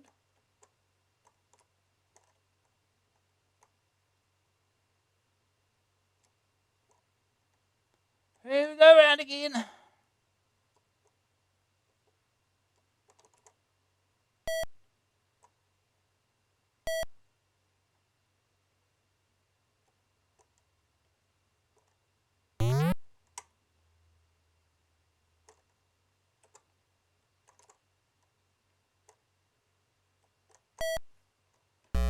Okay.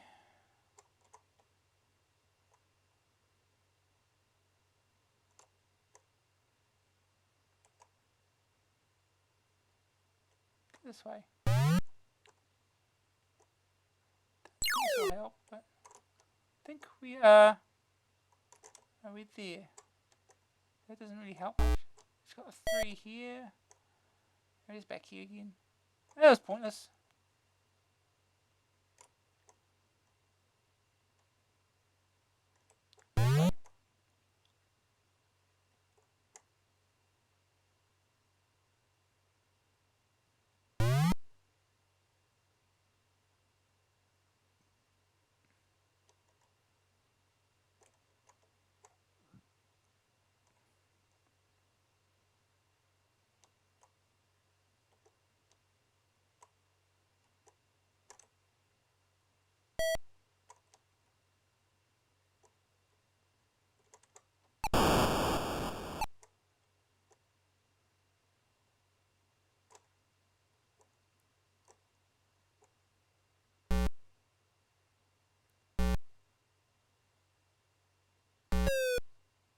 Ah!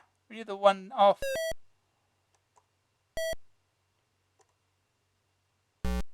Almost at it. Almost there.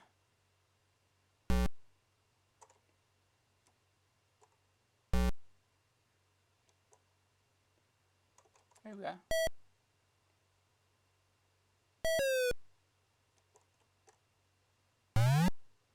Okay, baby Pulsator, 6. Here. Now we're just going to hit the exit. So it's just up here. Level 2! We made it level 2!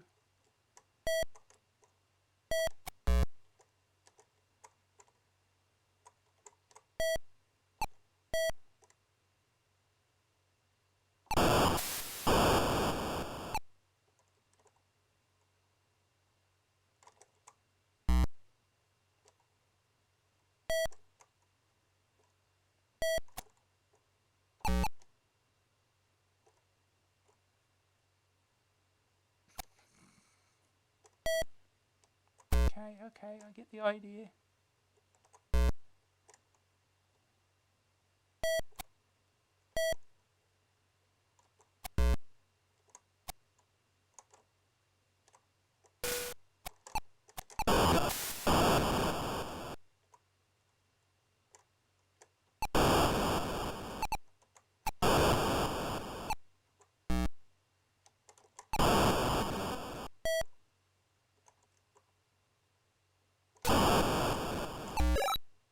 Oh, I lost my shot.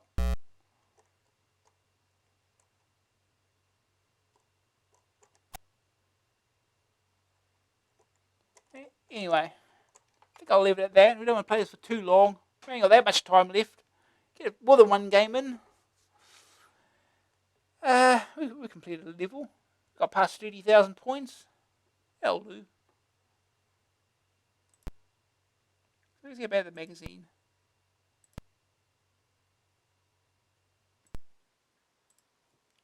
There's the next game. It's Head Over Heels. Ocean. 895 cassette. 1495 disc. Joystick keys. Head gets the hooter. I even got instructions on how to do the stage.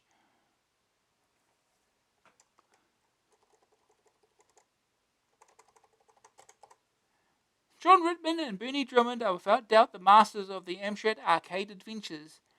First, they produced Batman, the biggest breakthrough in 3D arcade adventures since Nightlaw, and now comes a new dynamic duo, Head and Heels. They are the characters in Head Over Heels, which has twice as many locations as Batman, many original features, and gameplay even more devastatingly addictive. The game is set in the Blacktooth Empire. Head and his partner Heels are two spies from neighbouring star systems. They are trying to destroy the tyrannical Blacktooth rulers, but have been imprisoned. Your task is to guide them to escape and find the crowns of the 5 worlds in the Blacktooth Empire, which will spark off a revolution. Searching for the 5 crowns is similar to trying to get to the 7 pieces of the Batmobile in Batman, but the game is a good deal tougher because of twice as many rooms and many more puzzles and the complication of having 2 characters to control. Head and Heels are the key element that prevents this being Batman 2. They are cute little things, Head having a big hooter nose and Heels looking like a dog. You control them both and can switch to the other at any time. Head is able to jump quite high, but walks slowly. Heels moves faster, but can't jump far. Head also has stubby wings, allowing him to move while he falls. At the start of the game, you have to find crucial objects. Head has to get a hooter, and Heels a bag. With the hooter, Head can shoot donuts, which also have to be picked up, and with the bag, Heels can carry objects. Donuts are limited in supply, but very useful weapons for freezing the nasty moving dangers that you face. The early screens contain a few fundamental tests that will get you into the action. Head has to learn how to climb ladders, a crucial skill, and the games will spring the first of its many surprises. You'll need to tread carefully wherever you are. Rittman and Drummond know just when to catch you unaware of a sneaky trap.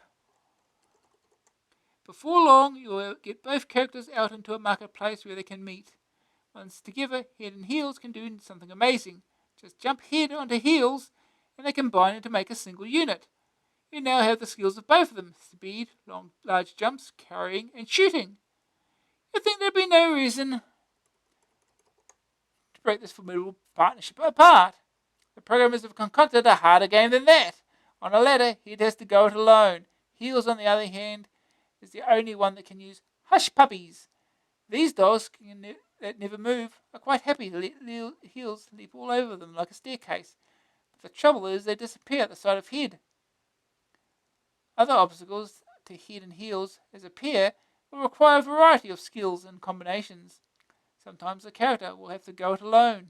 In other situations, they'll have to be combined. And to combine tasks in some rooms, you'll even have to alternate between them. This is the essence of the game and tests your powers of logic, imagination, and the ability to get inside the warped minds of the programmers. After more exploration, you will discover the teleport terminals that take you to the 4 other worlds. Each is large and has a theme represented in its graphics: Egyptus, Penitentiary, Safari, and Bookworld. You have to find a crown on each of them before returning to get the final crown on Blacktooth. The planets are where you'll encounter the toughest puzzles that will test you to the limit. The graphics are even more stunning than Batman. There's tremendous variety, plenty of great colour schemes, attention to every detail, and humour. Musical ditties pop up all the time, and there are many jolly sound effects. Throughout the game are many enjoyable features that provide both variety and humour to the action. Cuddly stuffed white rabbits give extra lives, extra speed, extra jump, or invulnerability. Reincarnation fish allow you to restart in a position after dying. And there are also teleports, springs, switches, and conveyor belts. There's an unhealthy dose of dangers as well. They range from the static but deadly through the random movers and the patterned movers that those that home in on you. Getting around is done by walking, jumping, teleporting, using lift platforms, and by letting others take the strain too. Despite the similarities to Batman, I really can't praise the game highly enough. It's so easy to start playing, and you just can't put it down as you discover new features, new rooms, and puzzles that you just have to solve. 300 odd locations will take you a lot more exploring and solving than Batman. I defy you not to love this game. First day target score, 10,000. Blacktooth Tourist Guide. Blacktooth, a castle surrounded by a market. The only way out is to teleport to one of 3 lunar bases and from there to the other 4 other planets. Egyptus, just like the Emperor's Pyramid Tomb and just as hard to explore. Penitentiary, the oppressive prison planet that contains the infamous pit. Don't get stuck here, whatever you do. Safari, native traps lie in wait everywhere. Bookworld, there's not a lot to read. You'll be too busy dying anyway. Donuts, collected in trays of 6. Can be fired only by head and disable any nasties they hit. Teleports, link 2 locations or sometimes operate in a chain. Springs, give extra jump height and can be carried as well. Switches, turn dangers on and off, both moving and static. Conveyor belts, roll you along. You'll have to jump if you want to go where they don't want you to. Reincarnation fish, eat the moving ones, and you can return to that point when the current game has ended. The still ones are deadly. Cuddly stuffed white bunnies give extra speed, jumps, lives, or invulnerability. Hush puppies can be jumped on by head, but disappear at the sight of head. They can be jumped on by heels, but disappear at the sight of head. Second opinion. What a tremendous game! The graphics are superbly designed, the graphics perfectly animated, gameplay so addictive you'll never want to switch off. There's plenty of variety and an abundance of humour. Head Over Heels is set to become a classic. Green screen view. Screens look stunning even in green. The verdict. Graphics 96%. Excellent attention to detail and colour. Great characters, animation and effects. Sonics 68%. Good ditties throughout game. Grab factor 95%. Easy puzzles to get you started. Fun characters and combination feature. Staying power 96%. Over 300 rooms. Some extremely devious and testing puzzles. Enormous variety. AA rating 95%. Obviously similar to Batman. But you can't call that bad news. It's packed with originality anyway. Enough said. Okay. Now we're going to play some Head Over Heels.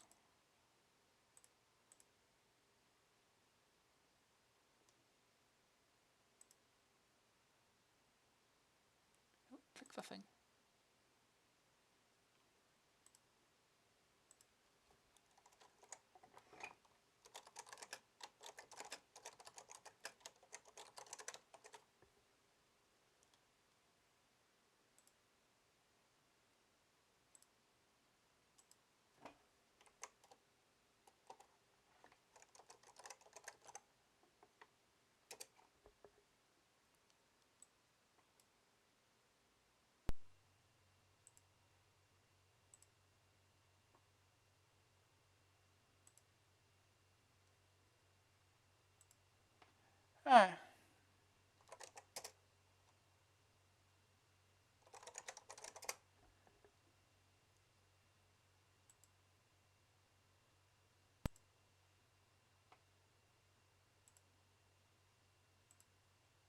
There they are.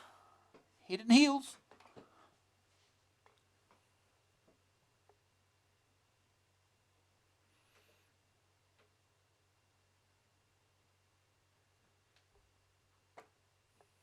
Okay. Control sensitivity. High or low? Stick with default low. Just the sound. Lots of it, not so much. Pardon? Stick with the default again. Lots of it. Want sound? Click the keys. There you got joystick already set there. Carrier's return or space. 6, 5 or 4. Swappers 9, 7 or 8. I presume those are keypad keys because, I don't know, that'd make more sense.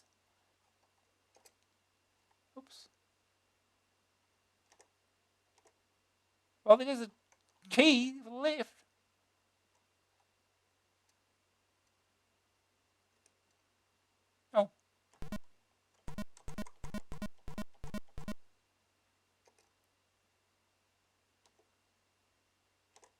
There we go. Shift to finish. Okay. Play the game.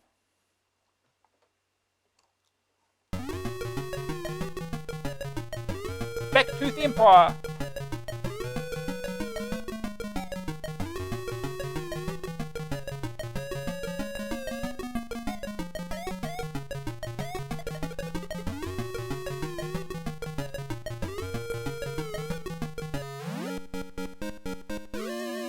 Oh, he's it.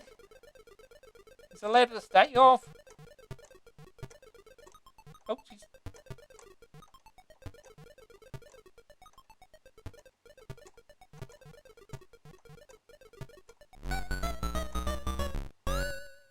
Right, 2 extra lives. If you hit over here. Yeah, these hit. Can't get through that fence though yet.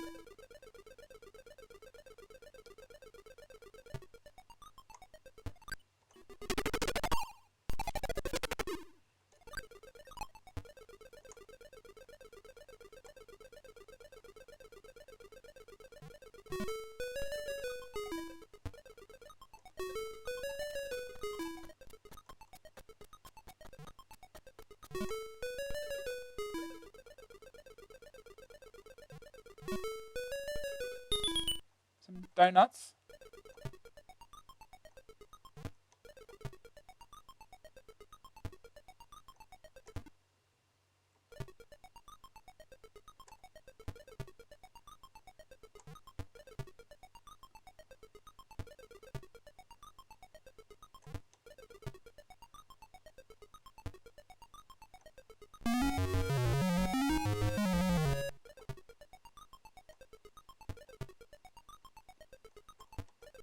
Okay, easy enough start. Get over these toasters. Okay, load the toasters.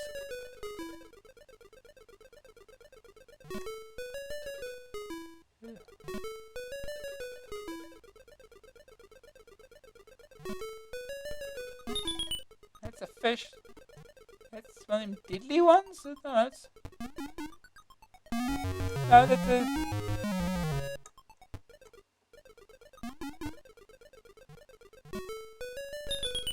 And these are horn.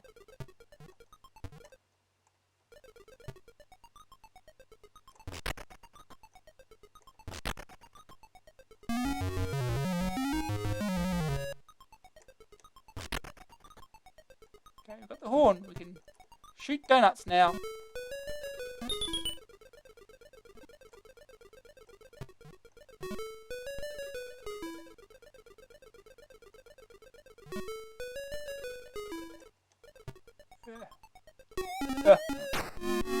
Hard to judge these jumps.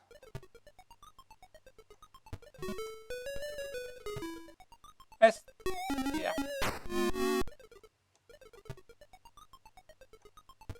Hard to judge those at times.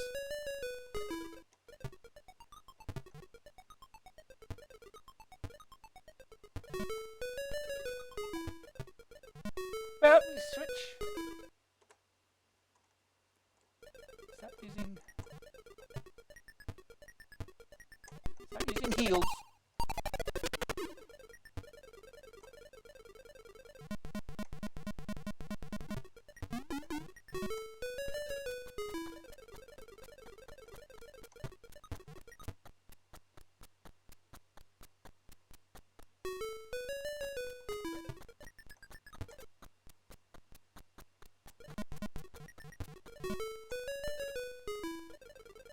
Fish. Use your purse to hold things in, of course. You can control this throw with this knob.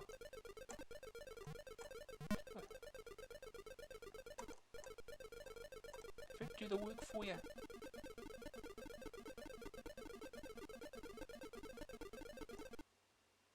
Should be enough, hopefully. Should work, hopefully.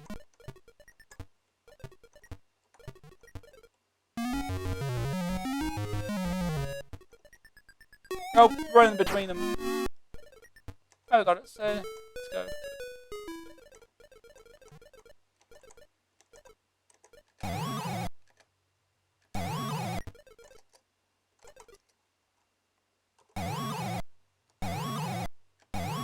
can't pick that up. Hey, some things you can pick up and you can't. Yeah, like that. You can pick that up.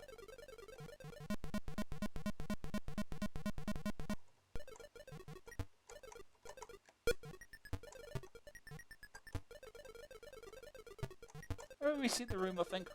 It might be easier.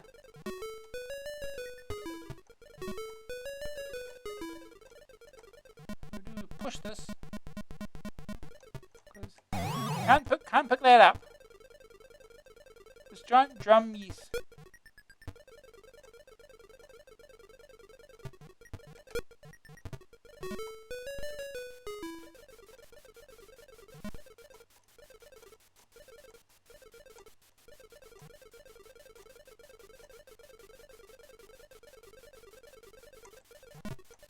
Oh no, I missed it.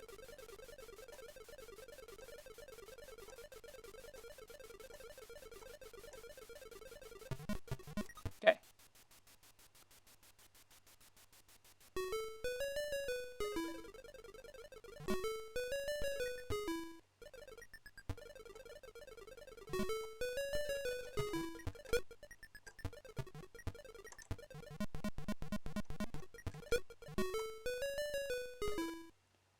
Crossroads. In the same room, still can't get to each other though.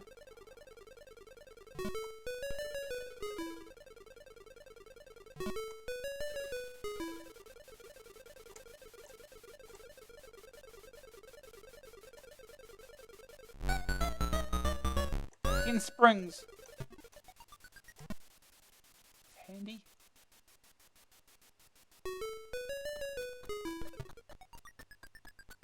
Oh! Well, that doesn't help.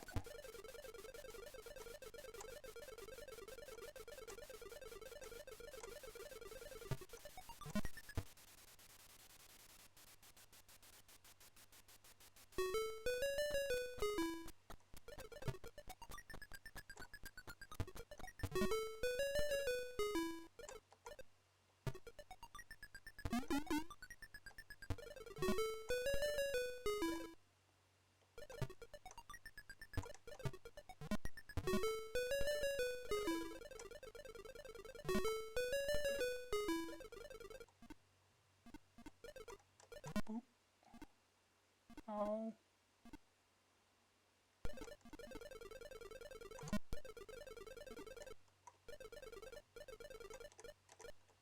I'm sure they'll still kill you if they're not moving.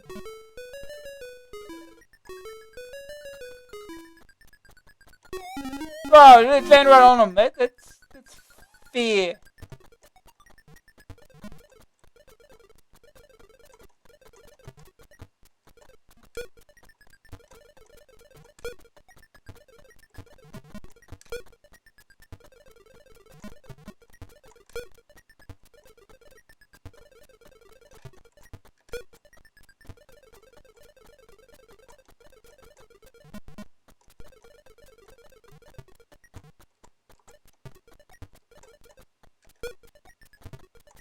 Needle 4. Of course you do.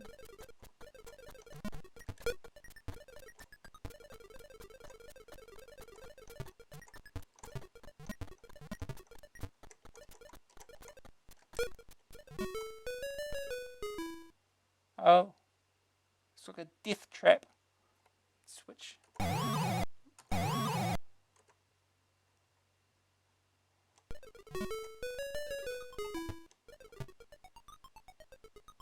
Yep, they'll disappear as soon as you touch them.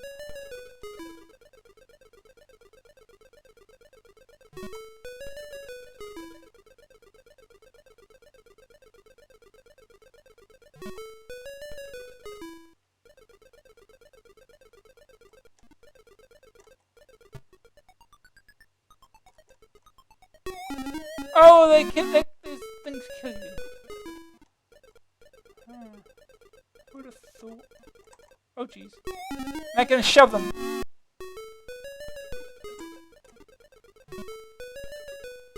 dangerous.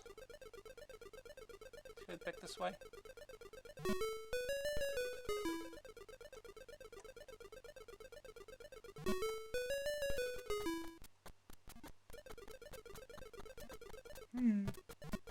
This is a job. That'll be a job for both of them.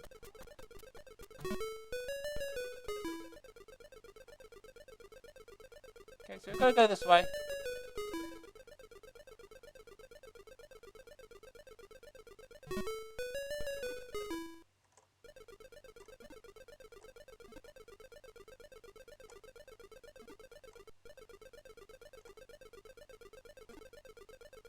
Okay, made it. Yeah. Bunny.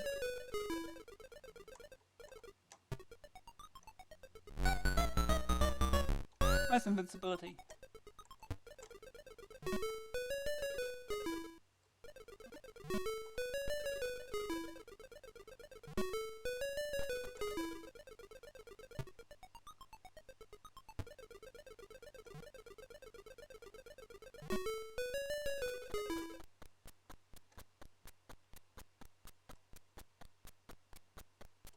Okay.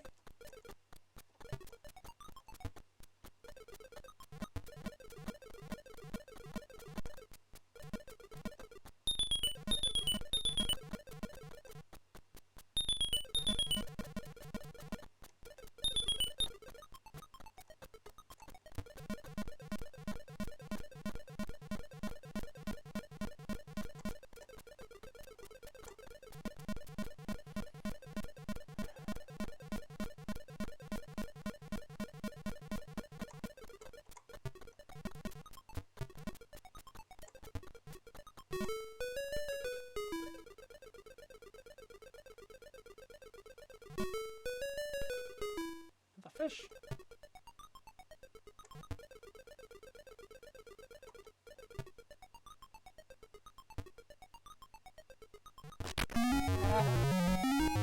That would happen.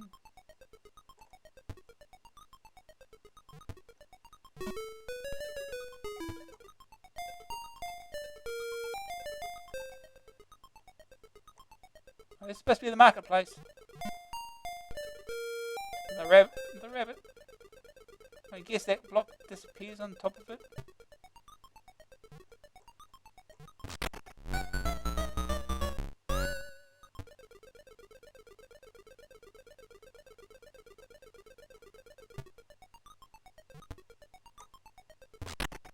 Oh yeah, that's a trap, that one.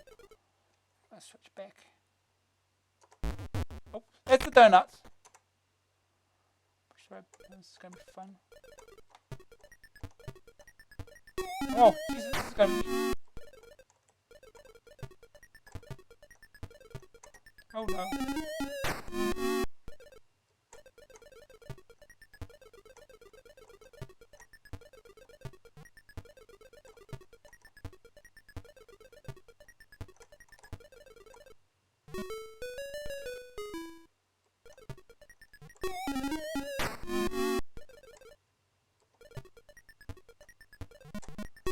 Jeez. Running out of lives here.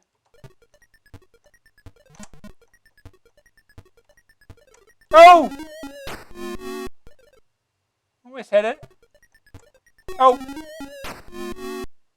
Oh! Head's dead. Heels is dead. Oh, off we go. Can't really do much now and there. We got screwed. Yeah, well, I think we're screwed. His head can't pick up objects.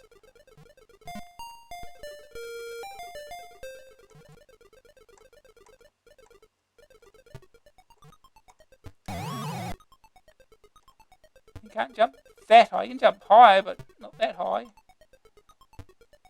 Yeah. Kind of stuck. Wonderful. Those heels had to get greedy for that stuff. Can we just quit?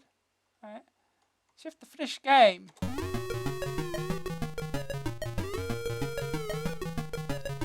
Sure, 17,840, explored 49 rooms, liberated 0 planets.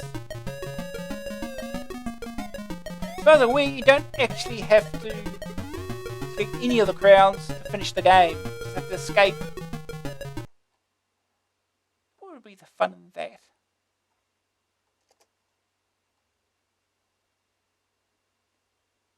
Oh, yeah. See if we can redo this. Let's put us.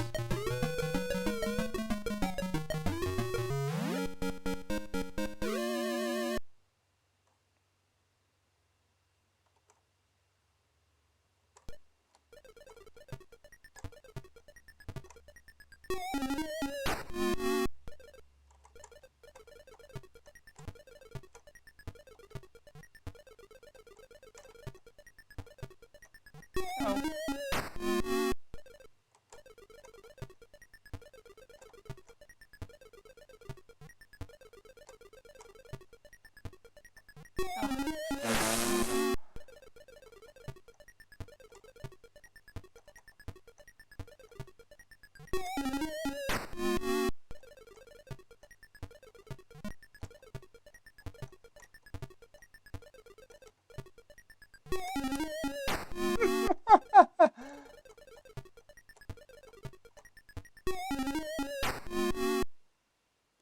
Yep. Yeah, that's not happening, is it? Let's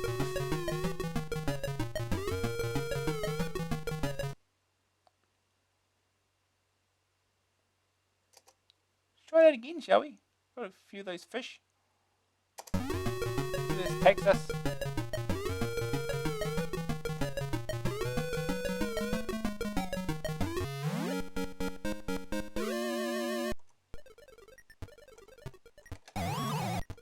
Oh, I haven't got the thing yet. Let's go through this again.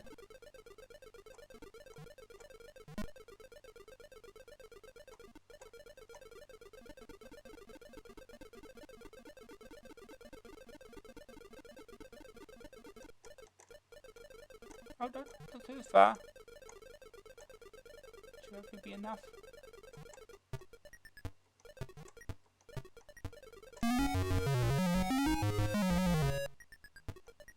Okay.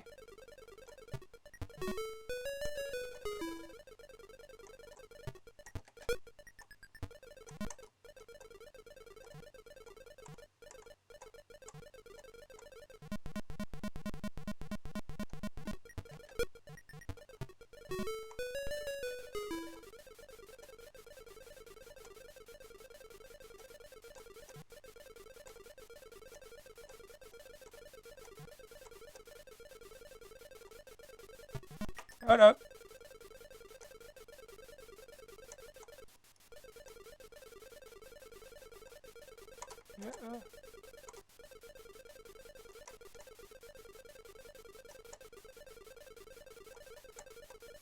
No. Well.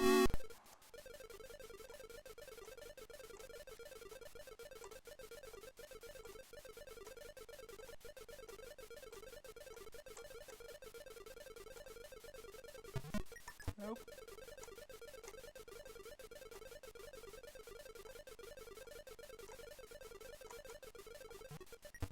Here we go.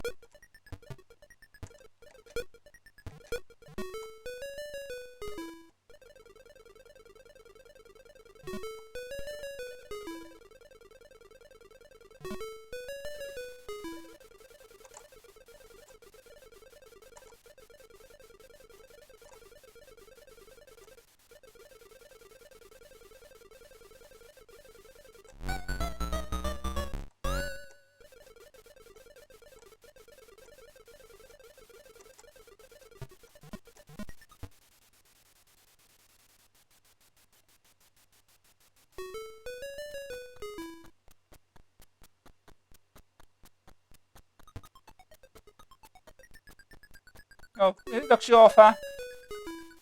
Well.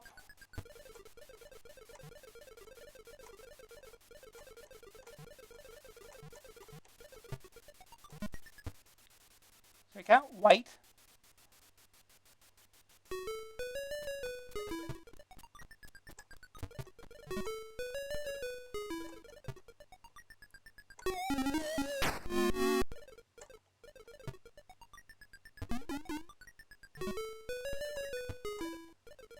Oh, jump!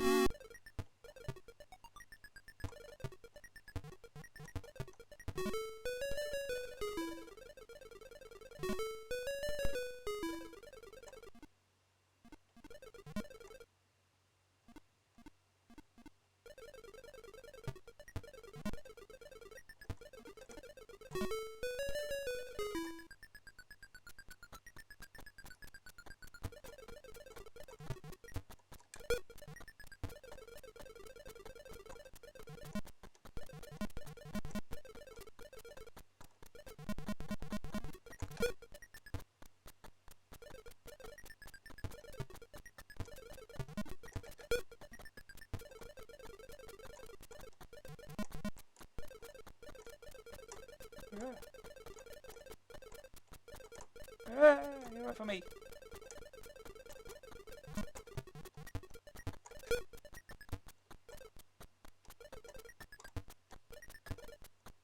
That's going to be difficult.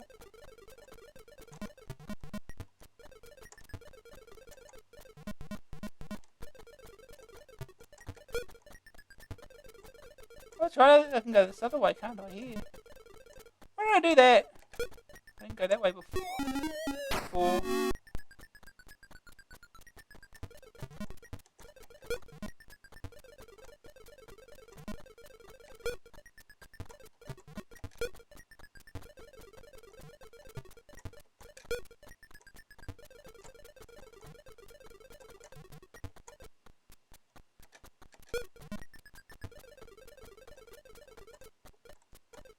You ran for my point. Really?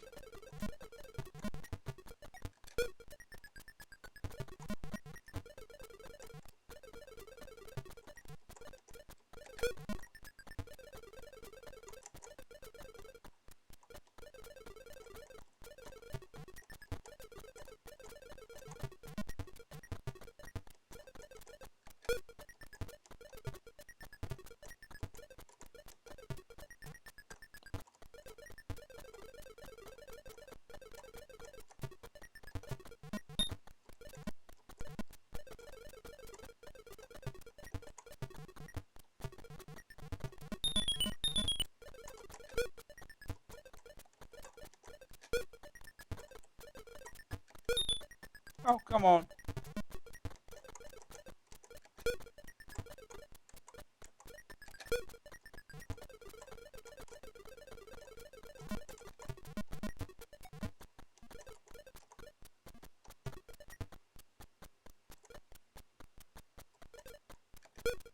No, don't attempt that action!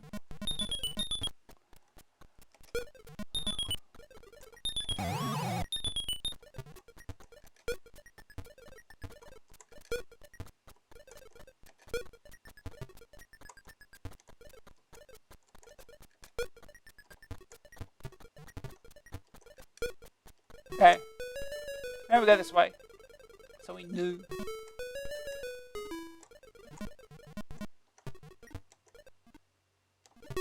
Oh. A little too close. Okay.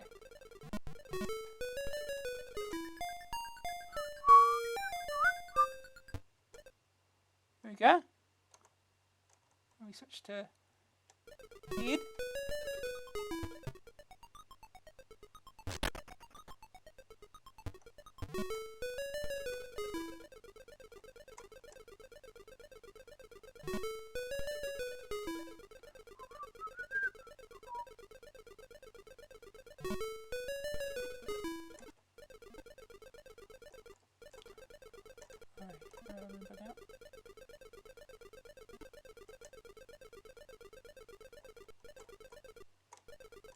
Get away from me!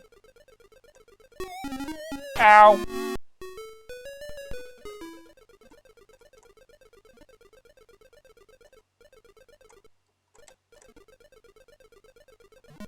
Go!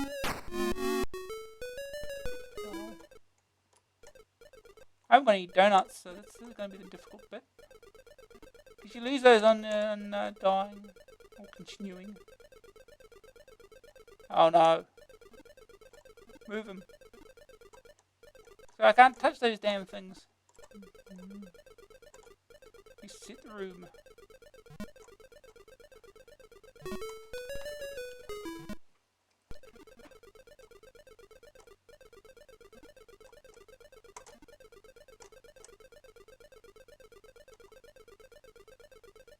Okay, we got it. Bunny for some invincibility. Oh.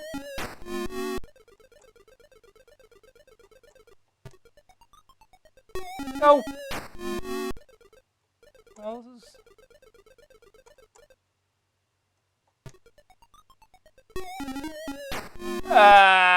we got this first time before, didn't we?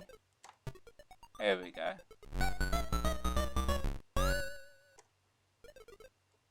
Undo that room.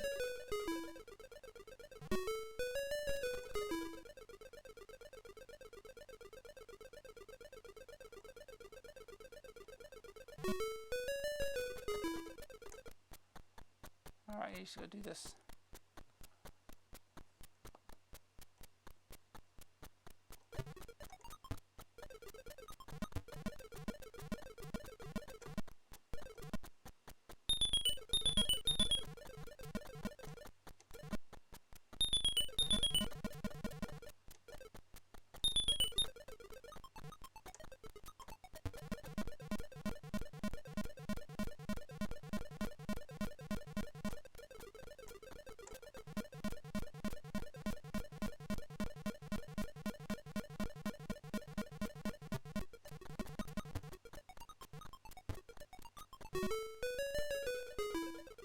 What is this way? Do I have to go back? We have to go back again. Yeah! I knew that was going back around here. Well, do it all again, idiot.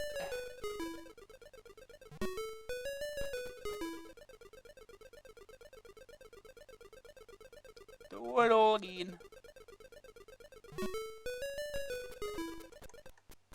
Okay, they'd be curious enough.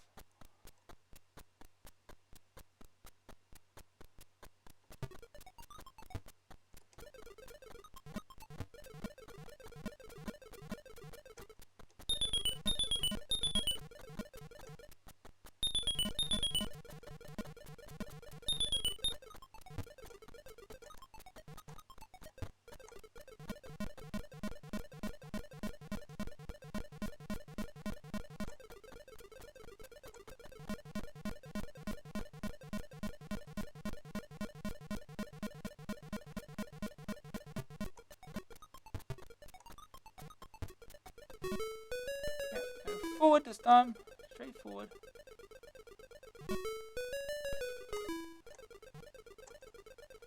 Oh, there's other fish here. So might as well get it. Not that it really matters.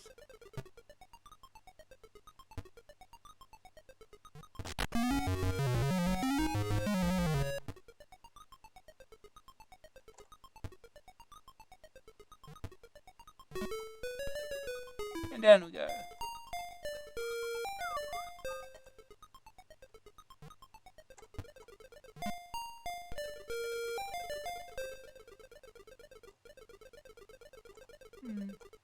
I wonder.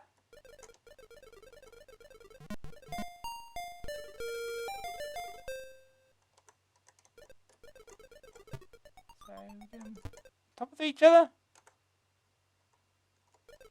Oh, not quite. They're both together.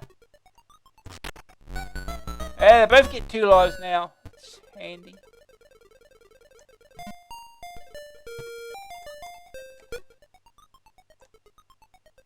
You need them both together to get through here.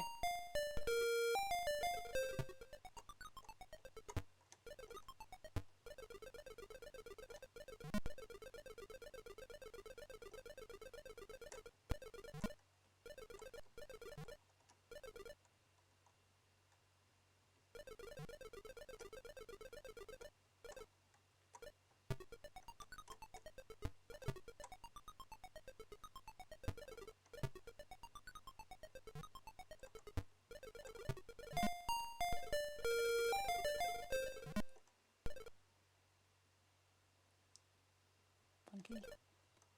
Detach them now. So one at a time.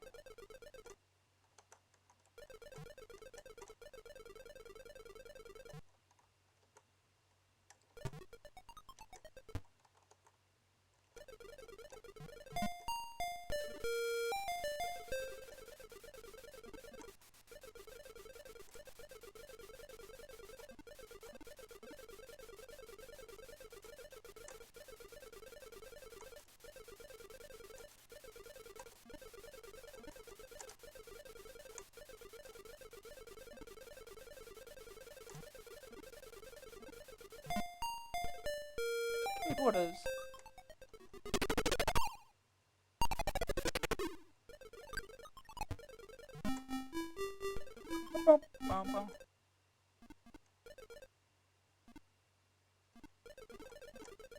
I'm going upwards.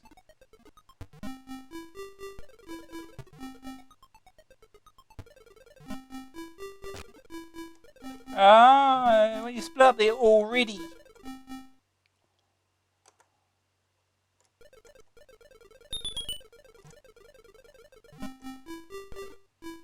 These are the hush puppies. Oh. Yeah.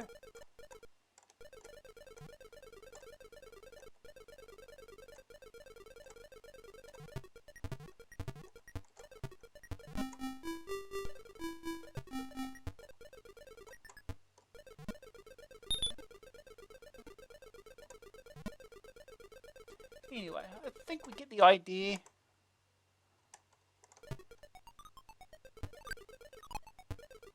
We have head. Be doing this. See, it's gonna fit through that little gap over there.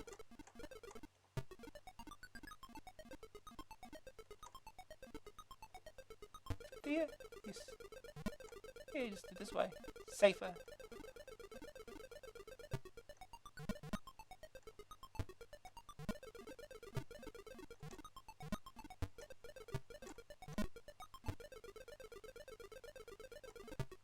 Through that door.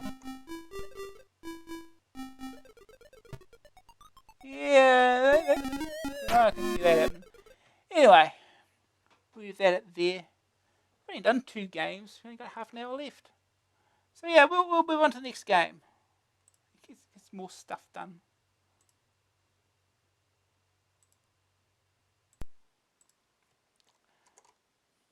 Riders go full circle. Shockwave Rider. Next game is Classic Muncher. Gee, I wonder what this game's like. Bubble Bus, $1.99 cassette, $9.95 disc. Oh, they got on disc as well. Ooh. Joystick keys. Classic Muncher is the most recent of the clones to hit the market. As you would have guessed, this is a version of Pac-Man. As with the arcade version of Pac-Man, you steer a little muncher around a measly screen. Round and around your little muncher hurries. Suddenly nasty after nasty jumps out from a box device in the middle of the screen. Of course, in such instances, you just hit straight for the power pulls, and one in each corner. This makes the nasties grow and flash.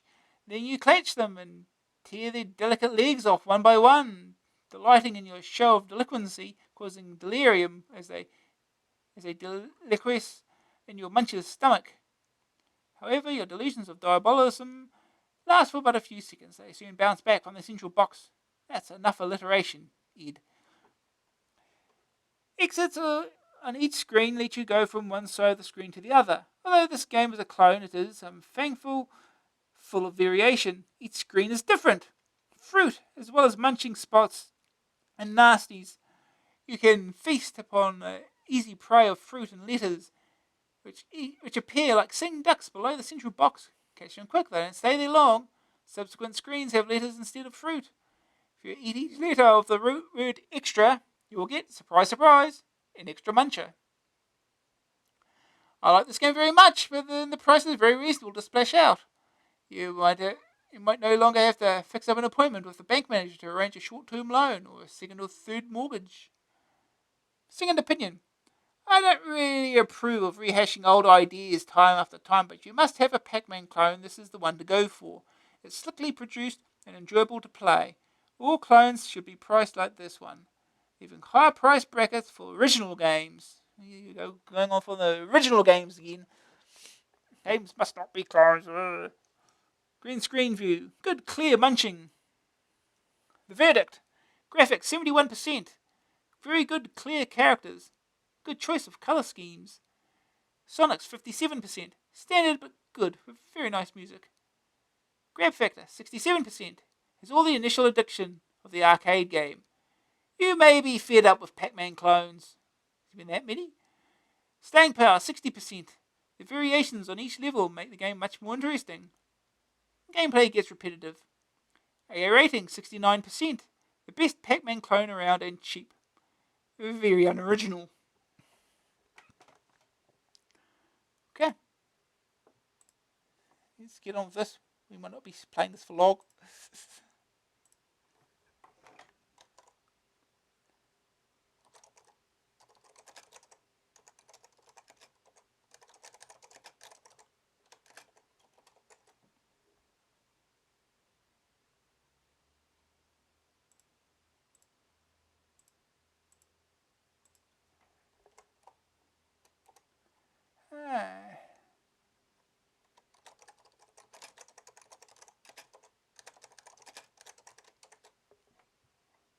What am I doing? I'm typing the...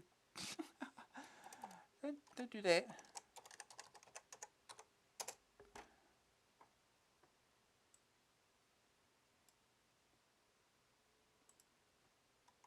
And I can't type it right now. Fun times.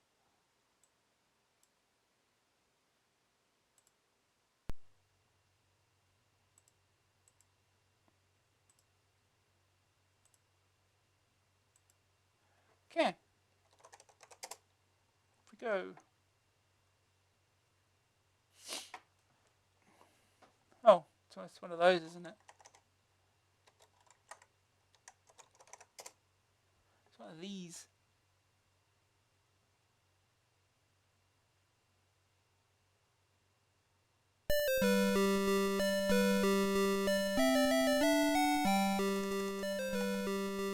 Classic Muncher, written by Nick Jones.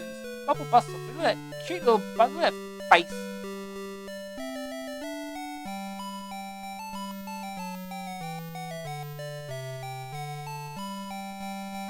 Written by Nick Jones. Marketed by Bubble Bus.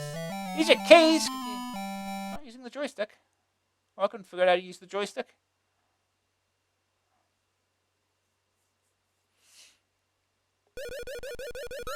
Demo. It's Pac-Man, isn't it? A tiny maze. A screenshot of that title screen.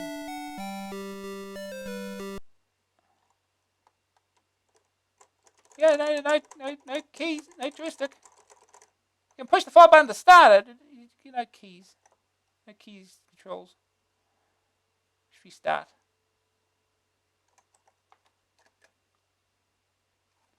Let's push J for joystick. That work.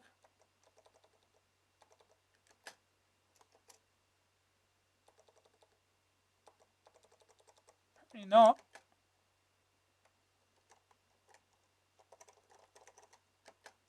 How do you start the game without using the joystick?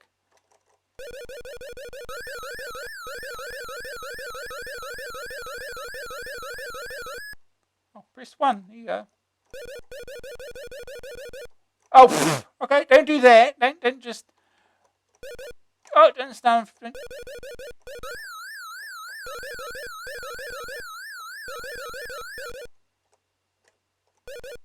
Oh wow, this is hard.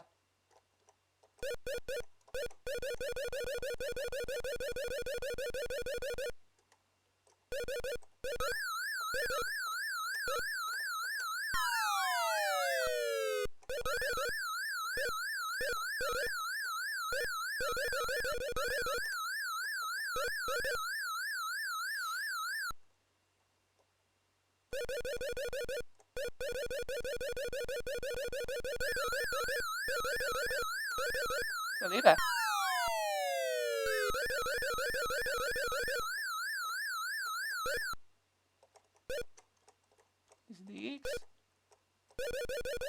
it's gone.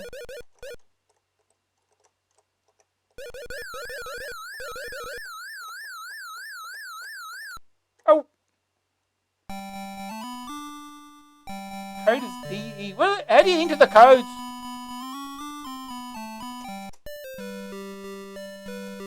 How do you enter the codes?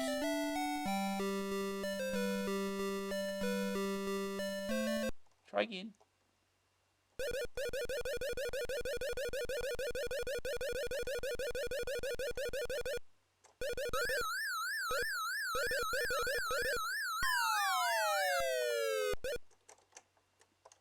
Oh, well, yeah. Not getting much room to escape from anything.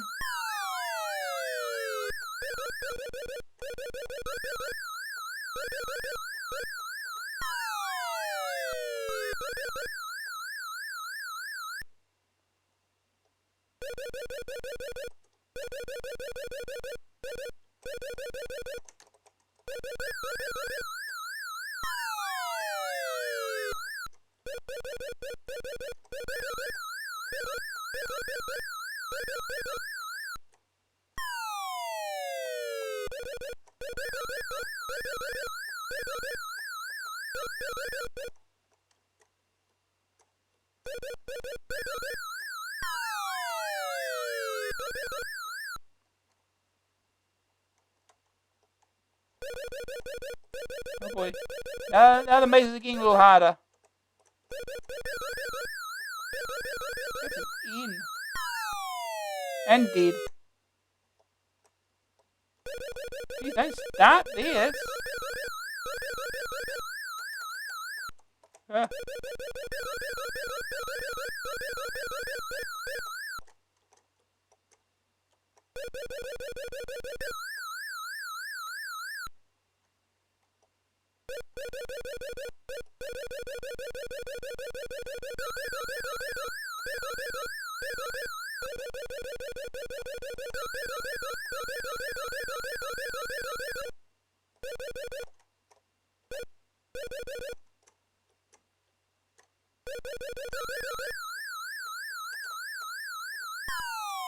Oh, they didn't last long, huh?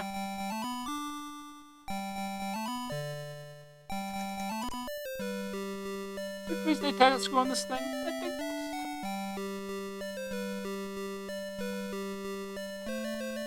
No, I didn't.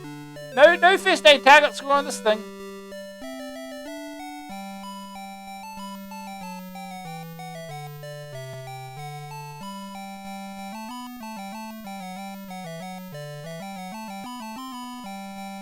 One more go.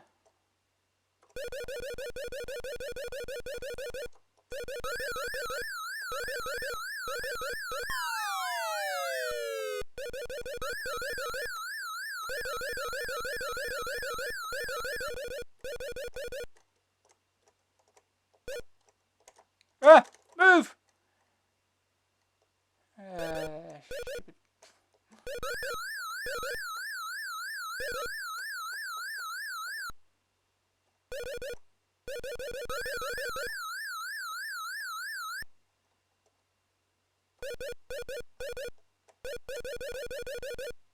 Trying to get around corners can be a pain.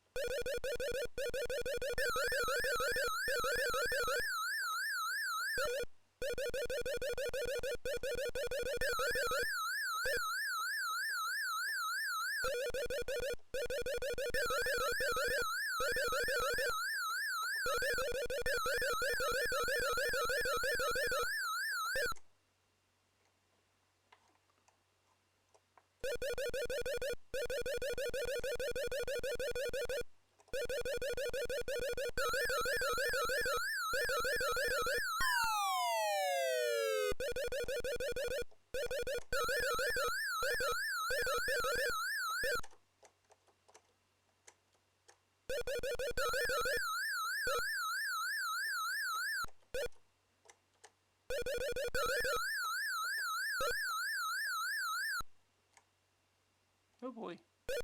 At least there is variety in the stage. I'll give it that. Only 2 power pellets in the stage?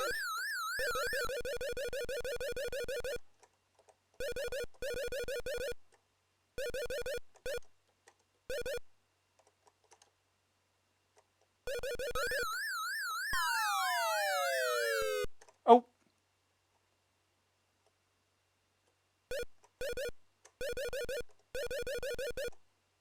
What's next? Oh no, different colours.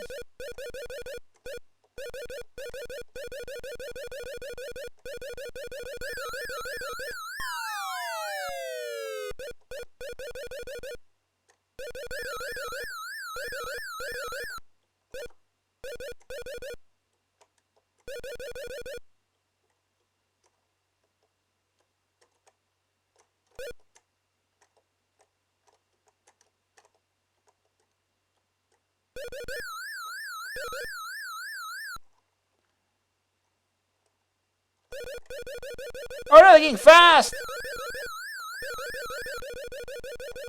We're doing a loop somehow. Oh, well, yeah, it's hard.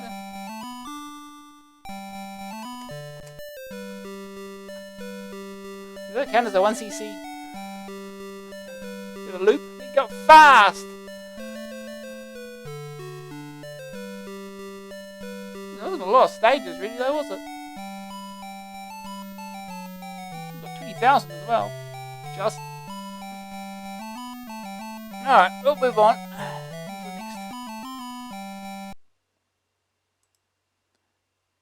At least 4 games in today. Next game is The Amazing Shrinking Man by Infogrames. $9.95 cassette, $14.95 disc, joystick keys. The Amazing Shrinking Man is one of the new games from one of the many French software houses.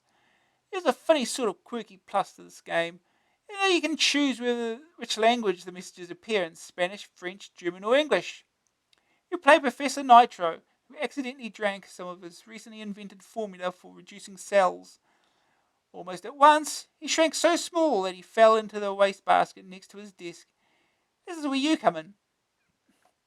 The object of the first part of the game is to collect all the sheets of paper which make up the formula. You must climb ladders in a bin and other objects, while trying to avoid flies, ants, chewing gum, and deadly drops of acid. Scattered around the bin are bags containing useful items to help you complete your task and defend against your enemies. In the second part, the laboratory, you must stick all the different pieces of paper onto a blackboard. You need light, which must be switched on. That, however, is not all. You must find a solution to dilute the invisible ink which covers the formula. Only then the ingredients of the formula appear.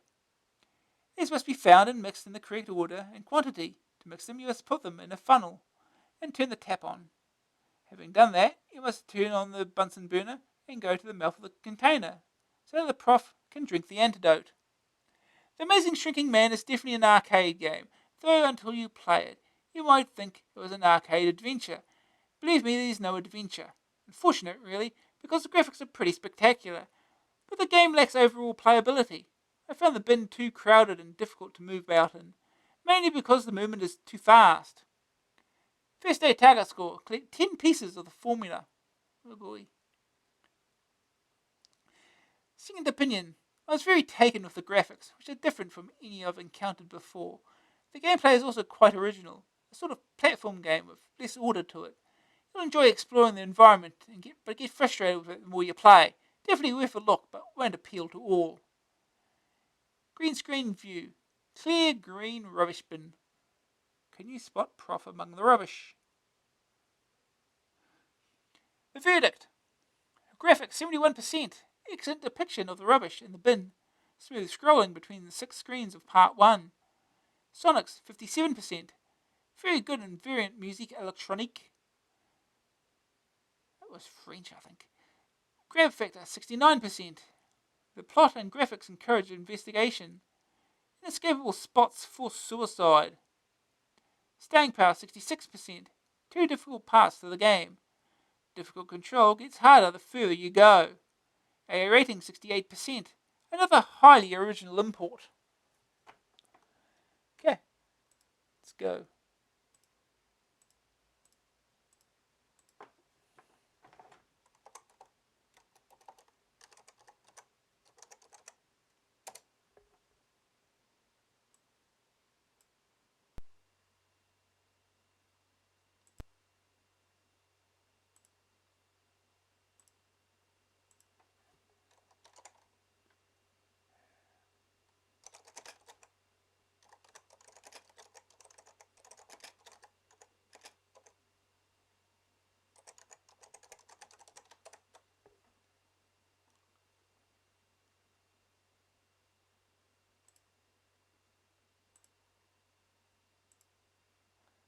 Okay.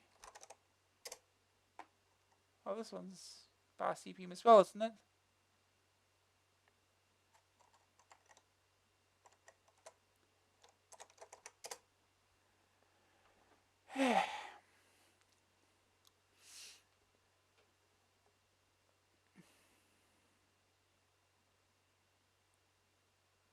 Infogrames. Correct, 1986. Don't tell you the name of the game, though. It says, buy Infogrames. Woo. La Formule.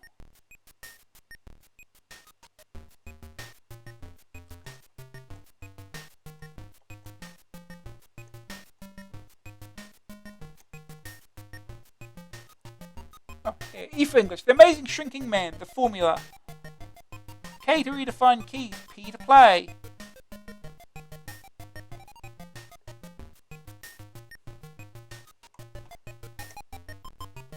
I hope I don't need to redefine the keys and use the joystick. Nope. Oh, gee, he's fast.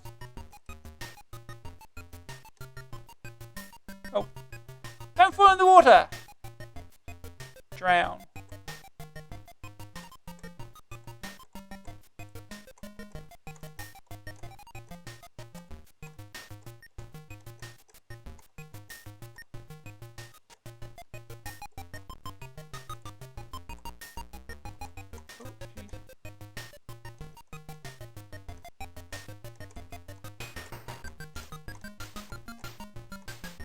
Oh, jeez.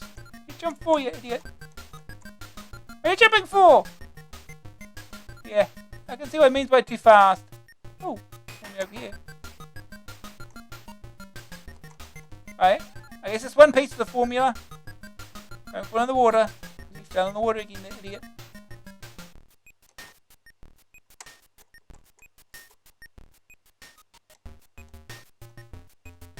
Boing, boing.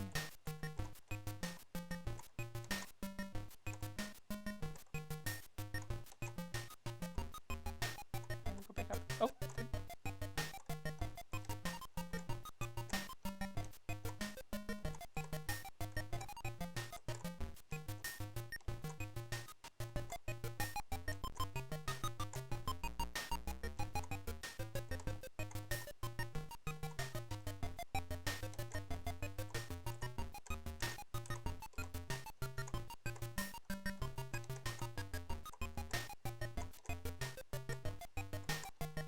Okay, that's 4 pieces. Making progress. You jumped too much. Stop jumping.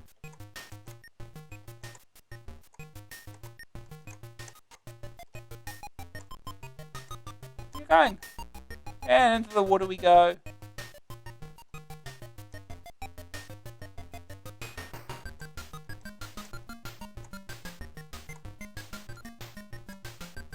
Okay. Oh, okay.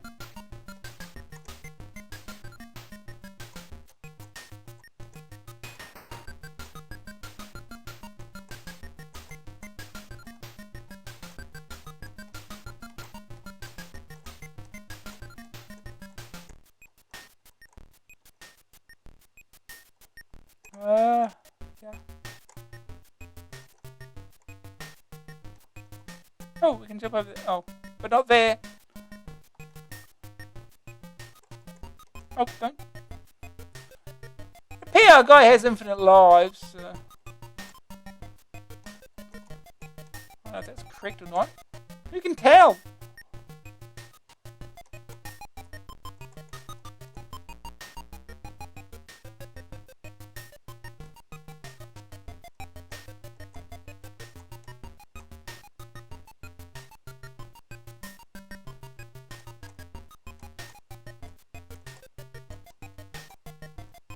And he fell in.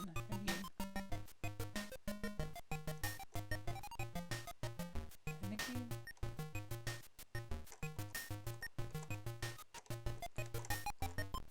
No.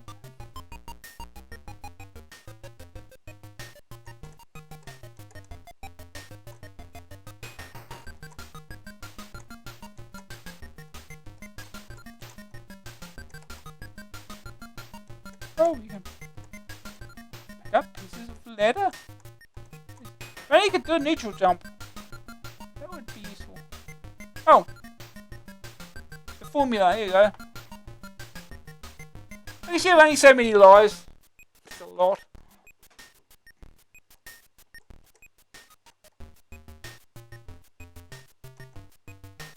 That one where you fall down.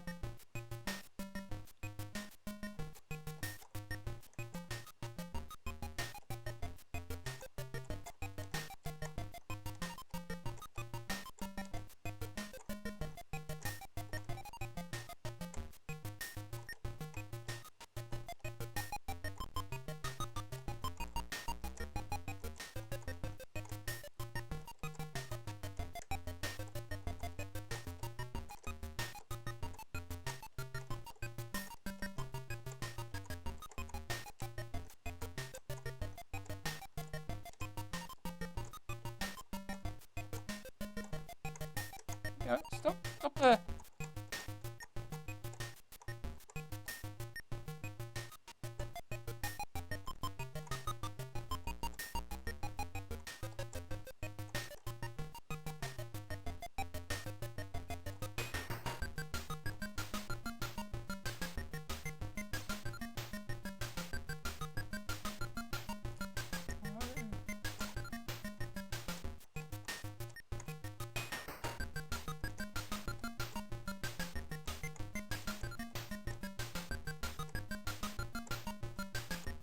I get through here.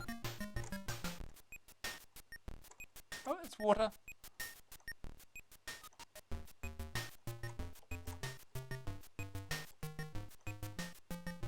And where do we go again?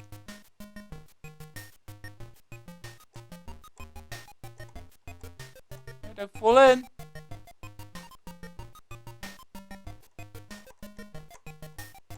Oh, he fell in again. Idiot.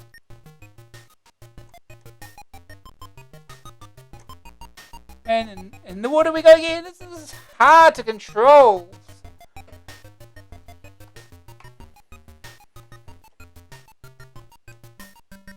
Oh, and then we go again.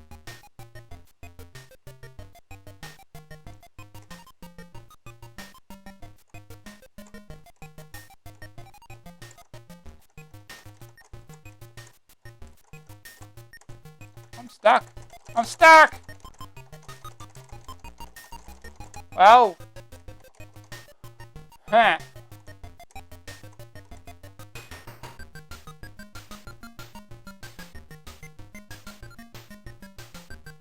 I know what he's doing now. Just do nothing.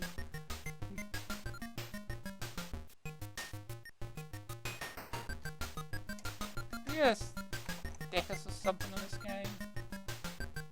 Oh, he's dead.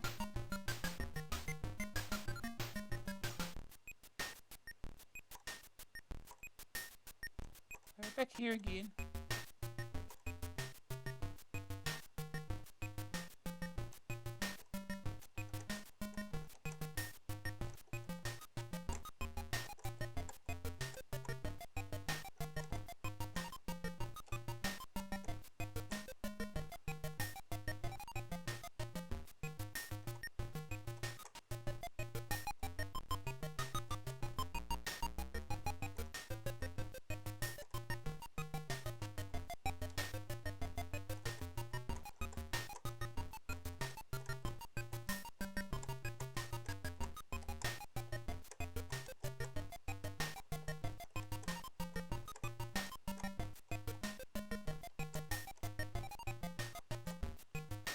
This game is hard to control.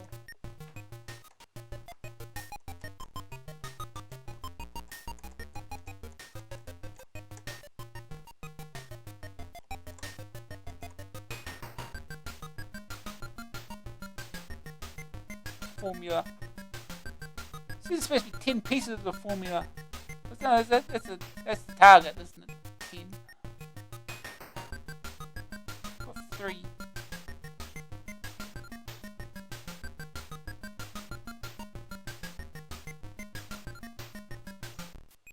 Well, this is your area here. This is all of it. Good old look at it.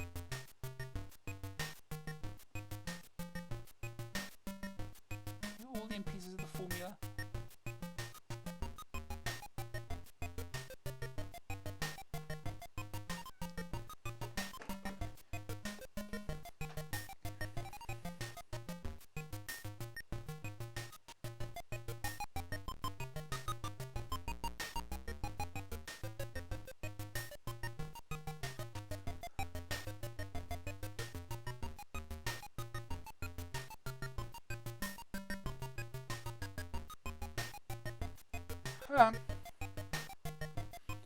That's one more try.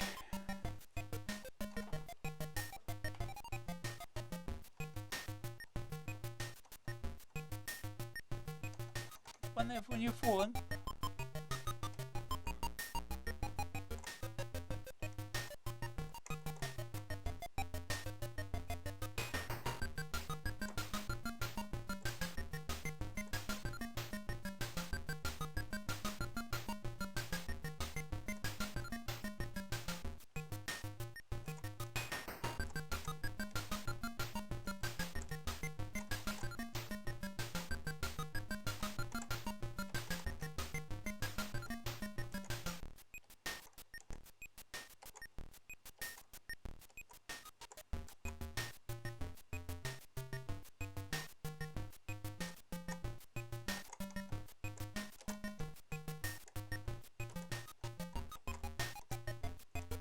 In the water, you idiot.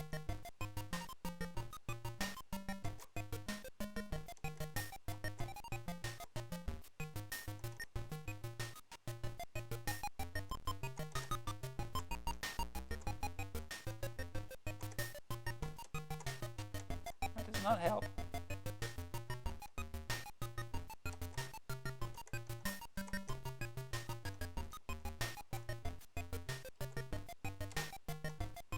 Nope. We're going to be far here. Oh, don't fall in there.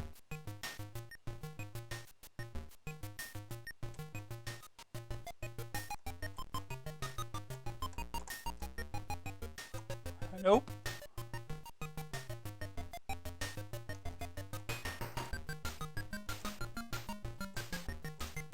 No, get out of here.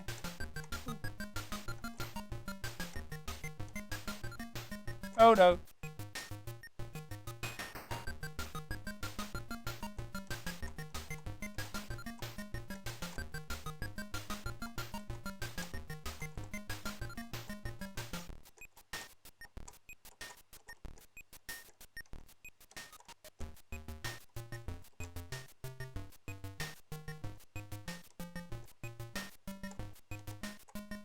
Oh, fell in the water again.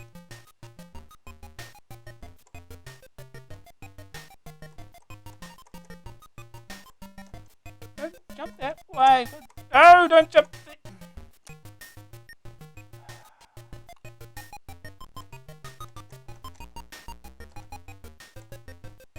Oh, what are we doing here?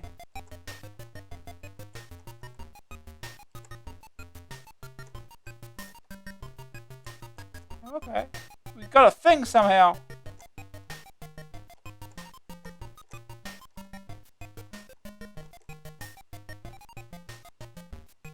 Not sure this helps us.